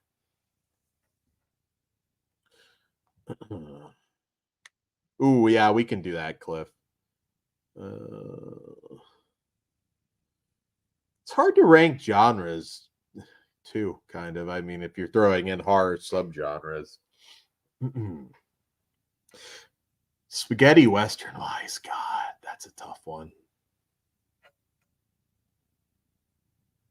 That would be a really tough ranking. There's a lot of spaghetti westerns that haven't hit Blu-ray yet either. I mean, I'm a big Poliziotteschi fan as well. You can't go wrong with Fernando De Leo. If Franco Nero's in it, honestly, I'm probably going to like it no matter what. I still would have loved, even though I would have loved to have seen Franco Nero in as Shaft, even though it would have been a totally different movie. It would have been. What up? But equally awesome movie. So there we go. Ted, how have you been? What have you been watching tonight? I got this one. This one is definitely not as long as the last one. 3 hours and 24 minutes. I'd have to check the last one. It's on par. I didn't even give you shit. I didn't bother you. I was like, whatever. I did forget you were still going. I was like, God damn, oh yeah. And then I popped you on and you said you were main eventing the box sets, and then you texted me like 2 minutes later. Did you're complete? You're all done? I am all done. I am indeed. I mean, I think it's a little bit less than what I had the last update. So, I mean, a lot, but less than last time. I watched some of the Peacock series Teacup. So okay, it's good. I think you'll like it. I think you should check it out. It's kind of like what's going on. I don't, going blind. The episodes are only like 35 minutes. So is it a horror series? I can't. It is a horror series. Yes. God, I got that grotesquerie. I think this is more up your alley than grotesquerie. Okay, so you think this? I think this is more horror and kind of like what's going on than another Ryan Murphy TV show. I think you'll get more out of this one, honestly. Okay. You know what I mean? And I did watch Blood, Guts, and Sunshine too. I had to do it immediately. So. Ooh, okay. Yeah, I want to. It'll calm down now. We don't have a show every day. Well, not really, because I'm still gonna move things around. We'll talk about it because we got a Patreon tournament we discussed and announced on it. We got our presidential one, but that'll take place of a Wednesday show, and we still got a Toxic Avenger.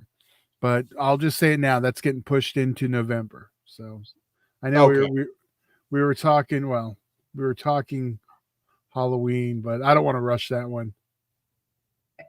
Yeah, I think So maybe we'll get lucky. Maybe the gods will drop the fucking remake. We can all. I know you've seen it, but we can see it. Frankie Freaka. We'll do that one on the 11/6 show. That's another one I know. Ooh, okay. So don't worry, Slasher. The Toxic Avenger one, it'll still be early November. It's just figuring out the right day right now, because it'll be first week in November at the latest. Yes, that'll be soon, and I'm excited for the election night show. I had several people ask me, "Is like, are you doing anything?" Yeah, we'll and me and you will lock down that list tomorrow. Okay, sweet. Yeah, I was definitely I was teasing some stuff. Ben Grimm, are you going to bed? You never sleep, Ben. But good night. Did you find it on what's her name's channel? I know there's a bunch of she posts Rhonda Shear's channel. I know there's a bunch of Shroma stuff she posted for the Up All Night stuff. Ooh, good.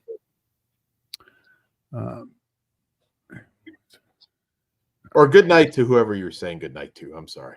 I know you're not sleeping. But yeah, I don't know. I haven't watched anything like Halloween this week. I feel like I should up that. It's time to watch, Halloween Ends.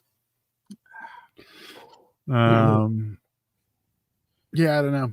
I've actually done pretty. I mean, obviously we were reviewing just a shit ton of stuff, but I figured, Ben. But I haven't gotten Black Sunday in yet. I probably will squeeze it in, but I'll get Halloween 3. I might save that for Halloween night this year. But I always watch Kenny and Company either it's always in the morning of or afternoon of Halloween. But I'm thinking I might move that to the day before. Okay. Yeah, I'm eager to dive into the Toxic Avenger stuff too. And there's and that's the other thing. There's one other thing that we're gonna factor in, and I totally forgot. So I already told Pugs. But I know there's like when we do it's not gonna be like a normal franchise show. I mean, we'll still rank it and stuff, but we don't have best kill. Like it's not gonna have like a lot of the stuff we do on some of the other ones. So it'll be more reviewing each film. Best blind cornholing scene. Yeah. I still feel like we're getting down to we're almost done all the trauma shorts. I know. I'm looking at the list. I'm like, damn it. What did we miss? Well, no. Well, now there's stuff like I'm forgetting because like some of the Easter egg stuff, like the Battle of Love's Return, that just dropped because that one's an Easter egg on the Waitress DVD and Sexy Box. So there's like a few of those. Why is Cliff Booth deleting his Discord account? Oh, because Ben's in the FBI. Oh, okay. Yeah. I missed all that's this. The case, a lot of us are fucked. I don't know what you guys are talking about. Well, we're not fucked, but our reputations are ruined. It's probably already just because of the podcast, though, so it's okay. What reputation? But no, I'm excited to hit all these shows. I think the election one will be fun. I'm really, I'm kind of dying to see what that one looks like. And I got to catch up. TV is the only thing, honestly, though, that I'm like really behind on. But I know I want to watch that other Peacock show, the one with Bruce Campbell. Oh, you know who's in that Teacup show? Is the Hannah from Dexter. I forget the actress's name, but oh, nice. Okay, she's the lead. So oh, cool. Which Hannah was the killer girlfriend, right? Right, the one that like yeah. She's got some spicy scenes in Spartacus. So she was in Spartacus too. See, I don't remember. My brain goes to Dexter. John Hannah was dicking her down with Xena. Okay, well, I know we're supposed to be watching that soon to make Pugs happy, but we haven't restarted it yet. There's a lot less time than we had a few years ago when fucking everything was fucking shut down. It is harder. Pugs, that's like I think his favorite of all time. Isn't that the one like he just like the girlfriend was like bugging him during it and he just dumped her? Yes. It was something for I think the anniversary fell on an air date. Yeah, and it's like it's Spartacus or me, and then it's like go suck Jupiter's cock. Get out of here. He didn't say that, but yes, the trauma shorts, you wouldn't think that'd be as hard, but it's like getting even just a short video out every day takes a lot of effort. Yeah. Getting creative.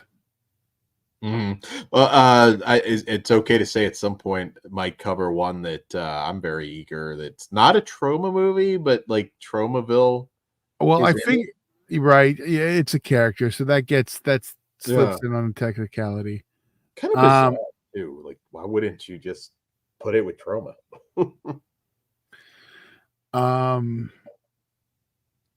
Because they wanted to probably self-distribute it. So yeah. Damn it, now I forgot what I was saying. Oh, but no, prepping the short for is another way? No, drops tomorrow for camp. Like I think we're gonna have to review those movies sooner than later. They're from Asia with Lust. Yeah. Those are perfect for our November trauma. So maybe at the end of the month. Okay. Well, November sounds like it's going to be pretty packed too. I probably asked you a million times. Do you eat at home or do you guys go out? I booked my Thanksgiving. Where we eat at home. Oh, okay. I used to, but it's just kind of more like let's just go out. I don't care. I'm good to throw fucking pizza in the oven. I'm good. I don't give a shit about Thanksgiving. Why am I celebrating that white man's holiday? Okay. But you can still enjoy stuffing and say. And I can't. And Dan will get mad if I call it National Day because I can't say the word anymore. And Struggle Snuggle. Struggle Snuggle Day works too. They did to my people, god damn it. Turkey Day. Turkey Day. Yeah. Turkey's yeah, Turkey's kind of got fucked over too. Turkeys and the Indians. I'm a stuffing guy though. That's like what I can't wait for. Yes. And I know some of the food talk in the Discord. I tried that Thanksgiving. It was Firehouse, right? Firehouse subs. I got the Thanksgiving sub, which that's have you tried the Purple Whopper yet? No, I haven't gotten to it. I've been kind of cooling it a little bit on the fast food because I tend to do it on Thursdays when I movie day. I just keep forgetting more than anything. I did try one of the churro things. Was it Wednesday? Adam's Family. Yeah. Okay. So yeah. So you just didn't try the Purple Whopper. I like the churro fries. It was just my dad had gotten one and I tried it and it was, I was like, yeah, that's actually pretty good. Yeah, I like the churro fries. Chris gonna go get that Firehouse sandwich tomorrow. I didn't know you had one near you, Chris. That's good. You'll get to try it. Yeah, we usually do like the traditional meal, and then another day we'll like do the non-traditional Asian buffet meal. So yeah. So I think that's about everything. Do we have anything else to tease? We're kind of down to the wire. You can hang out with us live during the Halloween watch along, the commercial show, and we got games, right? Yeah, it's a Halloween party. Halloween party. Yeah, I'm gonna figure out all that. Got it cool. I kind of have. I don't know. I got cotton mouth. Yeah. It's okay, but yeah, hang out with us October 30th, and yeah. And I don't get how you get cotton mouth from like an edible and not smoking, but I don't know, some science bullshit I don't get.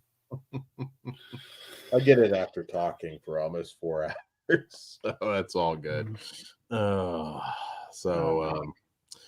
yeah, once again, retrocryptco.com. Check that out for all your horror shopping needs. And thanks for hanging out with us tonight. And yeah, come play some games. I'm going to be surprised too. I don't know what we're doing, but games. Yeah, well, I have to get with you on one thing. In order for me to play, you have to figure it. Yeah, so. Oh, okay. So we'll have a meeting Monday. Sweet. Are they hood Halloween commercials? There has to be some hood Halloween. I'll find something. I mean, last year for Christmas, I did find the Death Row commercials, the Christmas Chronic commercials.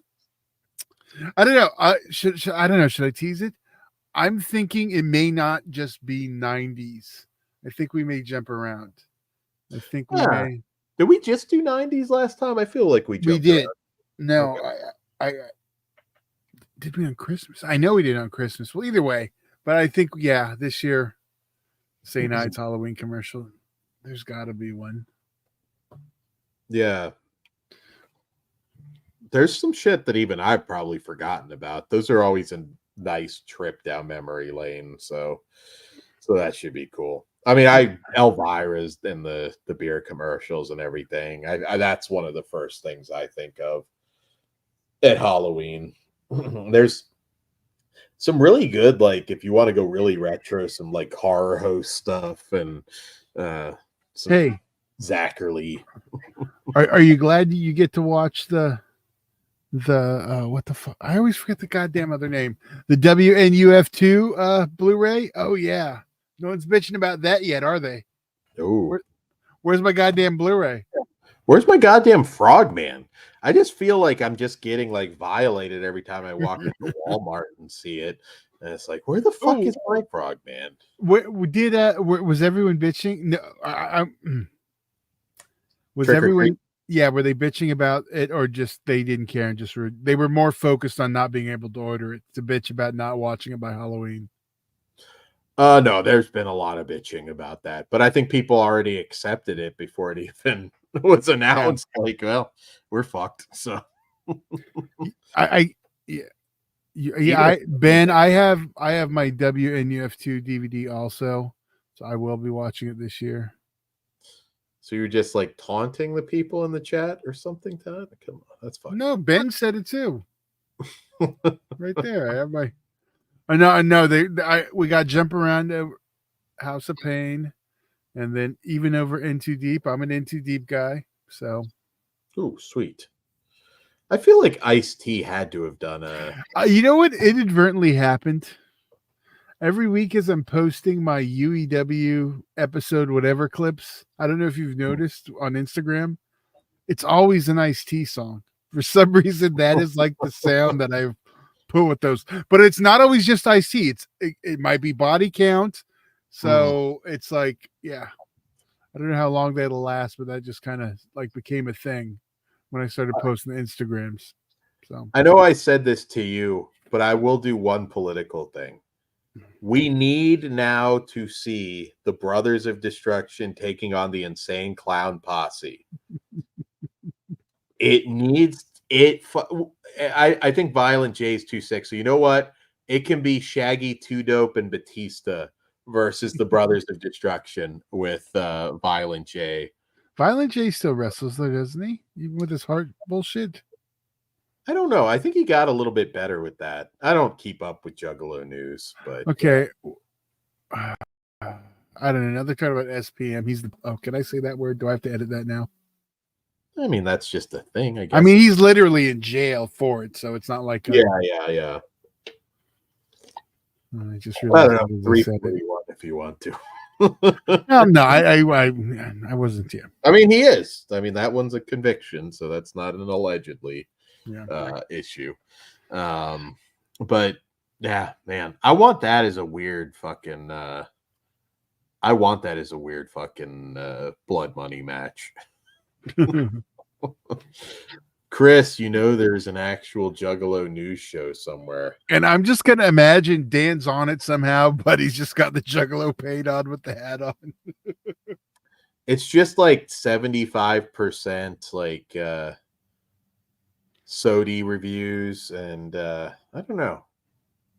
I'm going to look into that. I feel, there you go, Chris. There you go. That is how you grow Retro Crypt. You start the Juggalo News podcast and you won't be able to keep anything in stock. You need to start selling Faygo and really lean into it. I don't know. I can't really be a Juggalo. I got the beard and everything. You can't really put the paint on. I don't think it works. I guess I could try. I could swing a Juggalo. Captain Spaulding, I mean, does that not mean anything? Yeah, but Captain Spaulding's not a fucking Juggalo. But he's a fucking clown. Not every fucking Juggalo has the same exact fucking makeup. You don't have to do it like that, but you get the idea. A fucking bald guy with the beard is a clown. I mean, yeah. I just haven't seen like a Juggalo with a beard. I don't know that they exist. Well, that's the thing. Somebody's going to have to present me with one, or I'm just going to say it doesn't exist. Faygo and Hatchet Man necklaces, Chris. You can give me a 5% commission. I can retire off of that too for the idea. We'll all be fucking rich. even the Juggalo community got all soft, and like the old Juggalos are like bitching about these young Juggalos. It's pretty funny. I'm just picturing like the old like grandpa Juggalo like on the couch. It's like, you motherfucking yeah, but the grandpa Juggalo could be 30, so just saying. Still in high school. I want to see Grandpa Juggalo. Now that has to exist now. You're right, because fuck, those fuckers have been doing it since the 90s. Yeah, so yeah, fuck. I know. I have some ICP CDs I need to sell. Just to ask you a question that came up in the chat earlier. Who do you replace Joe Bob with? And the winning choice for me that was thrown out is Chris Jericho. I can see it working. I'd never watch it. I don't, to be honest, I don't watch Joe Bob all that much. Yeah, yeah. Oh, God, no. Yeah, you know what? For their fan base, it makes sense. I can see if you keep Darcy, I could see those two working. Dalmatian is probably who it's going to be, but I don't know. Ben, the Workaholics Juggalo episode is awesome. Oh yeah, isn't what's her name is in that? The fat bitch who got skinny. That there's several. No, the British one, the fat Amy from fucking Rebel Wilson. Yes, her. Yeah, she's the totally Juggalo. Different person, skinny. It's weird. Yeah, I know. Yeah, I don't like the skinny version. I didn't like the fat. Well, I really don't like the skinny one. I was gonna say neither one. Todd, Rebel Wilson is just a piece of shit. I didn't say that. You said that. You said it with your eyes, Todd. No, I said she looked better when she was bigger. There is literally nothing you can do to not look like ass, Rebel Wilson. That's what you're saying. You're fat shaming her. Fago Moon Mist is basically Fresca. I've never tried that. Well, then I just get a Fresca. Get the Fago cheaper. I've every once in a while, but yeah, Fago's like an import here. Yeah, I wonder if Fago has pumpkin soda. No, that feels like a Mountain Dew gimmick for sure. I don't know. I'm not a beer guy in general, but I tried like a pumpkin beer years ago, and I was like, it was even grosser than normal beer to me. But I don't have a taste for it, so I can't really say. It was gross to me too, but I'm a malt liquor guy. God damn it. An ice cold 40 of charcoal filtered malt liquor would be delicious right now. Luckily, you can't buy it anymore because it doesn't exist. Goddamn cocksuckers. Why doesn't it exist? Just not popular? They stopped. No, I can still go buy a 40 oldie, but they stopped charcoal filtering malt liquor.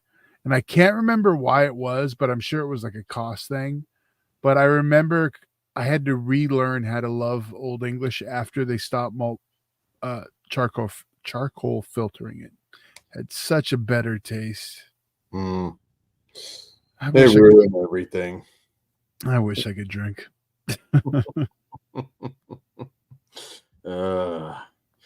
I'll grab a Fago. I know we still have Fago all over the place out here, I think. I can't get a menthol cigarette here either. Smoking and drinking. Well, that's I'm all fucked up now, but whatever. It was good when it lasted. Banned from California. Yeah, you can't get a fucking. I think that the menthol thing that's coming back. Yeah, because that's some bullshit. You can't deprive a whole generation from Newports. I was thinking while we were doing the show, but I don't know if it would be. It might be depressing if it really happens, but I was like, maybe we do the presidential show, but then do like a Civil War watch along the movie. But then if it actually happens, I feel like it's gonna be like we're gonna look like big assholes. The comedy stream. Yeah. That sounds Remember fun. when we were gonna do Day After, like at the beginning of live, but in that one I was like, man, I'm not feeling it's just you were, yeah. I mean, I've seen that movie, it's never bothered me. I'd seen it multiple times, but I was like, I'm not feeling it right now. I can't do it.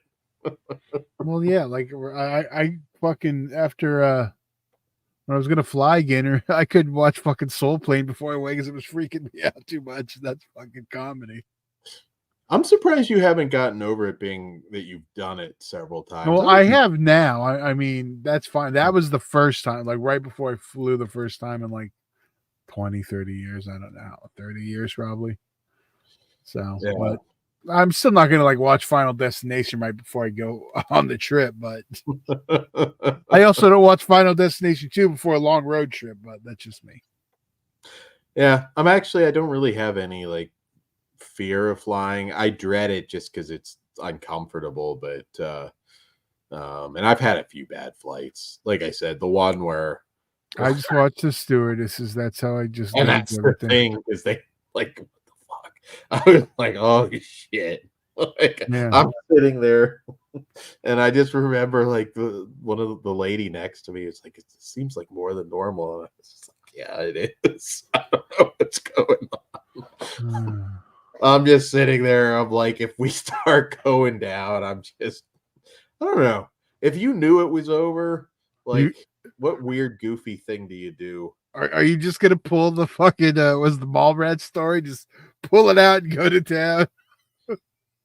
I don't know if you could bust like if the fucking plane is definitely going down. I feel like you can't really like get yourself to that point where you could pop. But you're gonna go out trying. If I get sucked out of the plane, I feel like I'd have a little bit of time that I could have maybe nutted before I hit the ground. But I don't know. I feel like if you're in the plane, you're getting like fucking hit by luggage and shit. Like I don't think you would be able to. I wonder if there's a way for AI to simulate this at some point to see if you could successfully bust before you would like go down in a plane. Chat, Yeah. weigh in. Could you nut knowing you're fucked? Like the plane is just obviously not going to make a safe landing. What would be the last thing you would do? Would you mall rats it and just start kind of, pulling your pud or what? I need to weigh in. Yeah. Now I kind of want to know if it would happen like the story in Mall Rats and everyone else would just join in. Then it stabilizes. Maybe that's the trick. That's how you stabilize the airplane. Everyone, you're in here first. Y'all just start, and then once the plane hits maximum shame, it'll straighten out. You've just got like some granny across from you just starts furiously flicking her beam. And it's just like all of a sudden you're fine. It was just some minor glitch. And everybody's just sitting there with their dick in their hands or knuckle deep. That would be funny as shit. That needs to be in Soul Plane 2, Todd.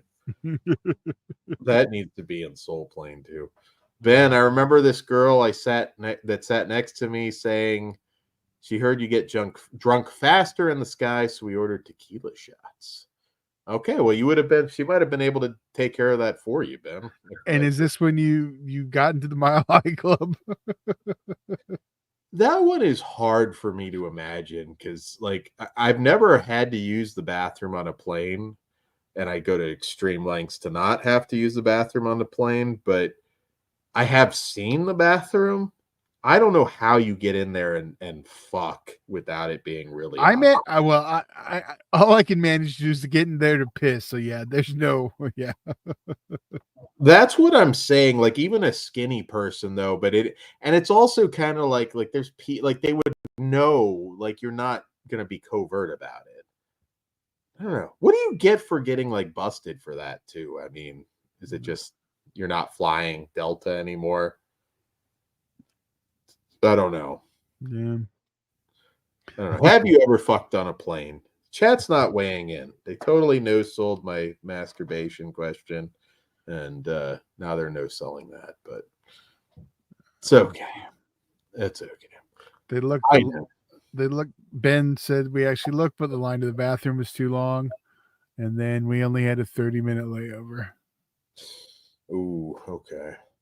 I don't think it would be a pleasurable experience, though. Like, yeah, that's more of just something like I want to do this and say I did it. yeah, Public nudity, public. Okay, then. Yeah. But would it be public? You're assuming you lock the door, so it's not like somebody sees. Like, obviously, we know you're in there together. You're I don't know why that's okay. I'm high, so that's really funny. But I'm not like if you're going to die, I think you get a pass. Like, I just want to hear like the fucking violins from Titanic. I'm gonna close my eyes. Climax. I just want to be calm. Oh, don't do the hand in. I just want to close my eyes and not like be paying attention to all the death around me and chaos. And I'm just gonna do that before somebody's luggage like knocks me out or I get sucked out the window or whatever. I think that's reasonable. I think you get a pass for that. Yeah. You know what I was going to tell you? I'm in like the weird seasons of Drew Carey now, like the last two, 8 and 9. Yeah, I've been flying through that shit. But it's funny because it's where Kate leaves, and I totally forgot she left. But like after, I think it's season 6, after they break up, the whole next season they just treat her like shit. Every joke's about her being a whore. Whole season. And then she left the next season when her fucking I think it was Zach Braff, whatever. One of the people was doing Scrubs, like executive producer, and she left and went to that to be a reoccurring character. She wasn't like on every episode. But I think it was Zach Braff. I think that's who she was married to. So Kate was married to Zach Braff? I didn't even fucking know that. I don't know. Maybe it was someone else on the show, but she was married to someone on the show or producing the show. Oh, okay. Yeah, that's interesting. Drew Carey is like season 3. Yeah, I said I've been fucking flying through them. Ben, are you watching the uncut? And it's perfectly acceptable to masturbate on a plane if it's going down. I'm not saying just do it, like if there's nothing wrong, but perfectly reasonable. Are you watching the uncut Drew Carey's, Ben, or the whatever? The Plex, yeah, I'm sure the Plex ones. Oh, okay. There's just music differences and stuff, but yeah. So yeah, I'm in the weird, and I also forgot what's her name. Caitlin Olsen from It's Always Sunny in California has a little run in the Always Sunny in Philadelphia. You mean? Yeah, Philadelphia. Yeah, wrong one. Oh, Philadelphia. Taking that away from the East Coast. Fuck them. No. She has a little run on there. It's also weird because it's where Mimi softens her makeup. Oh, okay. Yeah, the Plex versions. There's okay. Well, I don't know if you know. We watched some of that together in California last trip. Yeah. You forget how funny and actually extremely edgy some of that stuff is by today's standards. But if you're not aware, like there's the cut versions. There's some music rights they had to cut, and even there's a couple like lines of dialogue because they're like singing the song that got cut. And I know there's a couple episodes missing. One is the musical one where it's just all the musical things. So it's not really an episode, just like a best of. And then there's one other one, similar format, but it's just a, song musical episode with highlights. Okay. But I mean, it's still perfectly watchable. I was watching the first version. I always liked Drew Carey, and you would never think like that couldn't really air. And I'm not just talking about the music stuff either. Yeah. that would be a problem. I haven't watched that Hulu Family Guy Halloween special yet. Fuck, there's that too. God damn, I'm behind. Oh, Ben, the Rocky Horror episode's really good. Yeah. I would. Yeah, that one is definitely gone forever, probably. We only got, you said, season 1, even on DVD for Drew Carey. Yeah. Wow, that sucks too. Shit. Is that episode completely missing? I thought, okay, maybe that's the other one. I thought the only other one was another. Wouldn't it have to be? There'd be way too much in there. Yeah. Because the other one has I know okay. So that's the missing episode. Then the other one is the episode. It's like a music one where it does that and the opening and like a bunch of other, like all the songs they did, like, and make it into one episode where it's just like flashbacking to them. You know what I mean? Like a flash. It's like a flashback episode, but to all the musical numbers. I don't know why I didn't just say it like that originally. That one's missing also. Yeah, I remember the Rocky Horror one pretty well because they really pimped the shit out of that. And wasn't it like a rival, like Adventures of Priscilla, like cult out, and they like kind of battle it out? Yeah, and the amount of jokes to Mimi now, not okay. There's a lot of fat shaming on Drew Carey. Yeah. You watch it and it's like, I mean, I knew it was edgier than like a normal sitcom, but I was like, holy shit, there's like a few where it's just like you fucking ugly bitch. And then, but some of the drag queen stuff now too wouldn't fly, the humor with that. Yeah, that's true. I mean, honestly, most of the stuff with the brother you'd have issues with. Yeah, just the fact that he made him stop doing drag when they started dating would be a huge issue. Yeah, that would be an issue. Yeah, I might have to revisit it. I would probably, honestly, that would be one if there were like some Mill Creek full season DVD set, I'd buy it. Yeah, I'd get it either way, cut or uncut, just to have a physical. I'm gonna look at what episode I'm on, Ben. I am on.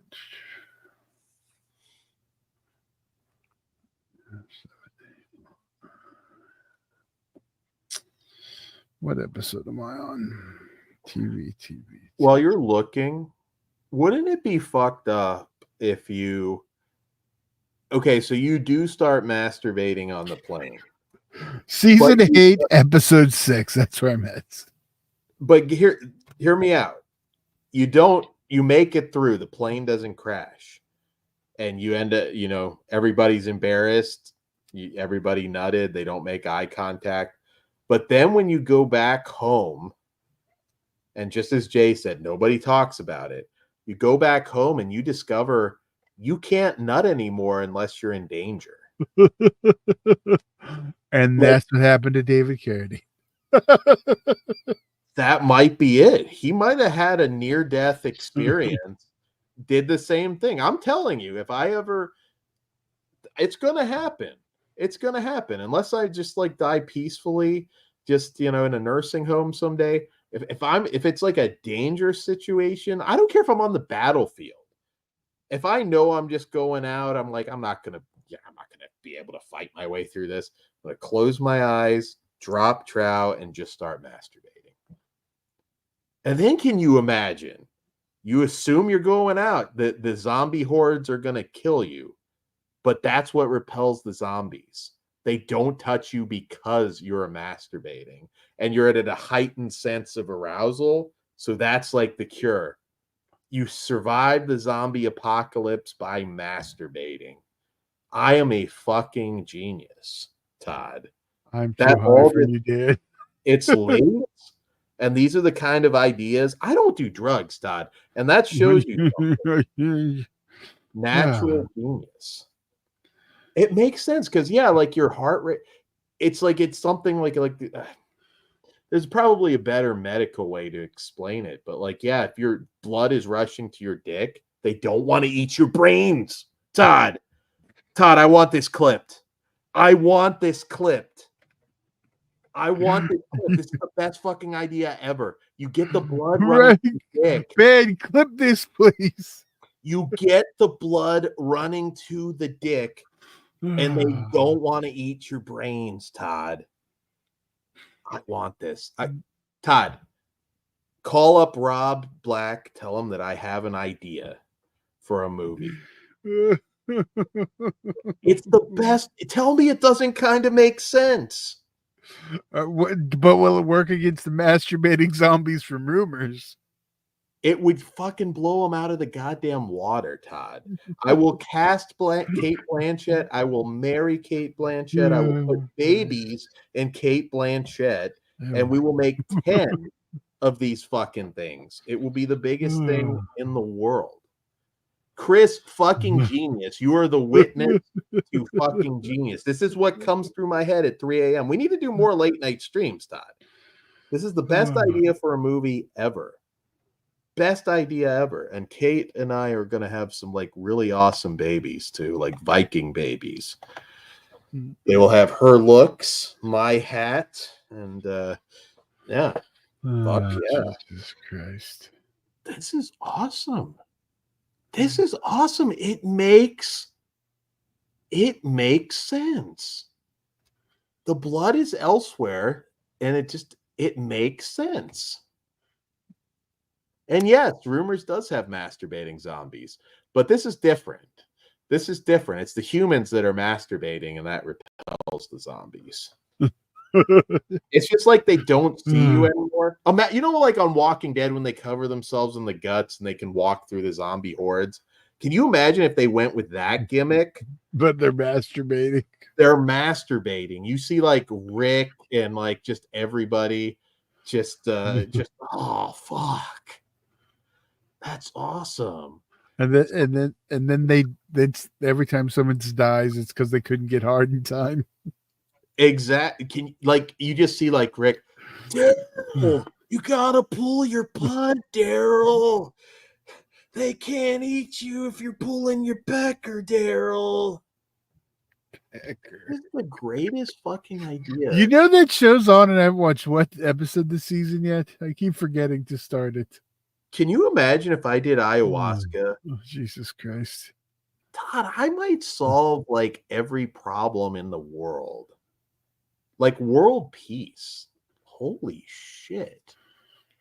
Holy shit. Chris, I can't go to sleep now. Like my like fucking it's not like what 10%. Did you have a new name? Jizz Jesus. I will embrace Jizz Jesus. I will. Fuck yeah. Holy shit. And I don't think it's a bad idea, too. I'm not being ironic, Todd. This movie needs to happen. This is what happens when we get past the 4-hour mark. So some of you, you know, it was all good. You got to see me show off stuff like, you know, Love Lies Bleeding and all that good stuff. But now... I saw you desperately trying to hide the boobs on Delirium, the greatest giallo film of all time. Did that win our There's Always Room for Giallo tournament? I know it was a finalist. Or was it not? I don't even remember. I don't remember what won. And Chris, Jizz Jesus blesses you. Have a good night's sleep. Well, you know I'm not going to let you do this shit on the main show, right? No Jizz Jesus there, dead. No, it's just Flesh Wound Dan is dead. Jizz Jesus has risen. If you put that on your name and let it go. 7 days, and then he rose. Okay, so that means to save everybody from the zombie apocalypse. So that means on November 2nd, Jizz Jesus is born. Okay. Can you imagine on Walking Dead if like Negan and his crew just came up on him and they like pause, everybody's fucking jerking off and the zombies aren't touching them. No, that was the solution all along. Like the society didn't have to fall; they just needed to jack off more.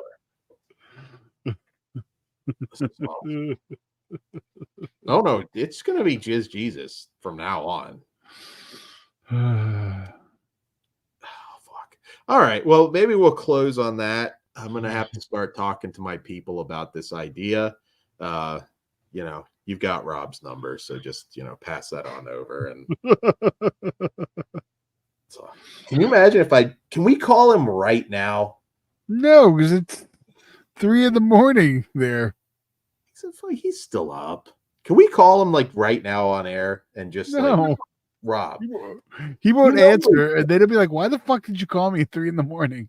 No, he wouldn't. He would just be like, Todd, Flesh Wound Dan is a goddamn genius, Todd. I'm gonna make this zombie movie, Todd. We're gonna cast the body. I'm losing my voice trying to do Rob Black voice. Anyways, on that note, next time. Sorry for the last like 40 minutes of the show, but yes. This is why I should have just came in, clicked the end button, and left. My filter goes away, Todd, after 4 hours. All right, are we done? Am I clicking the end button? We're done. Good night. Right. Cheers, Jesus. What was just Jesus? God, there you go, Dad. Blessing you. Okay. Father, there we go.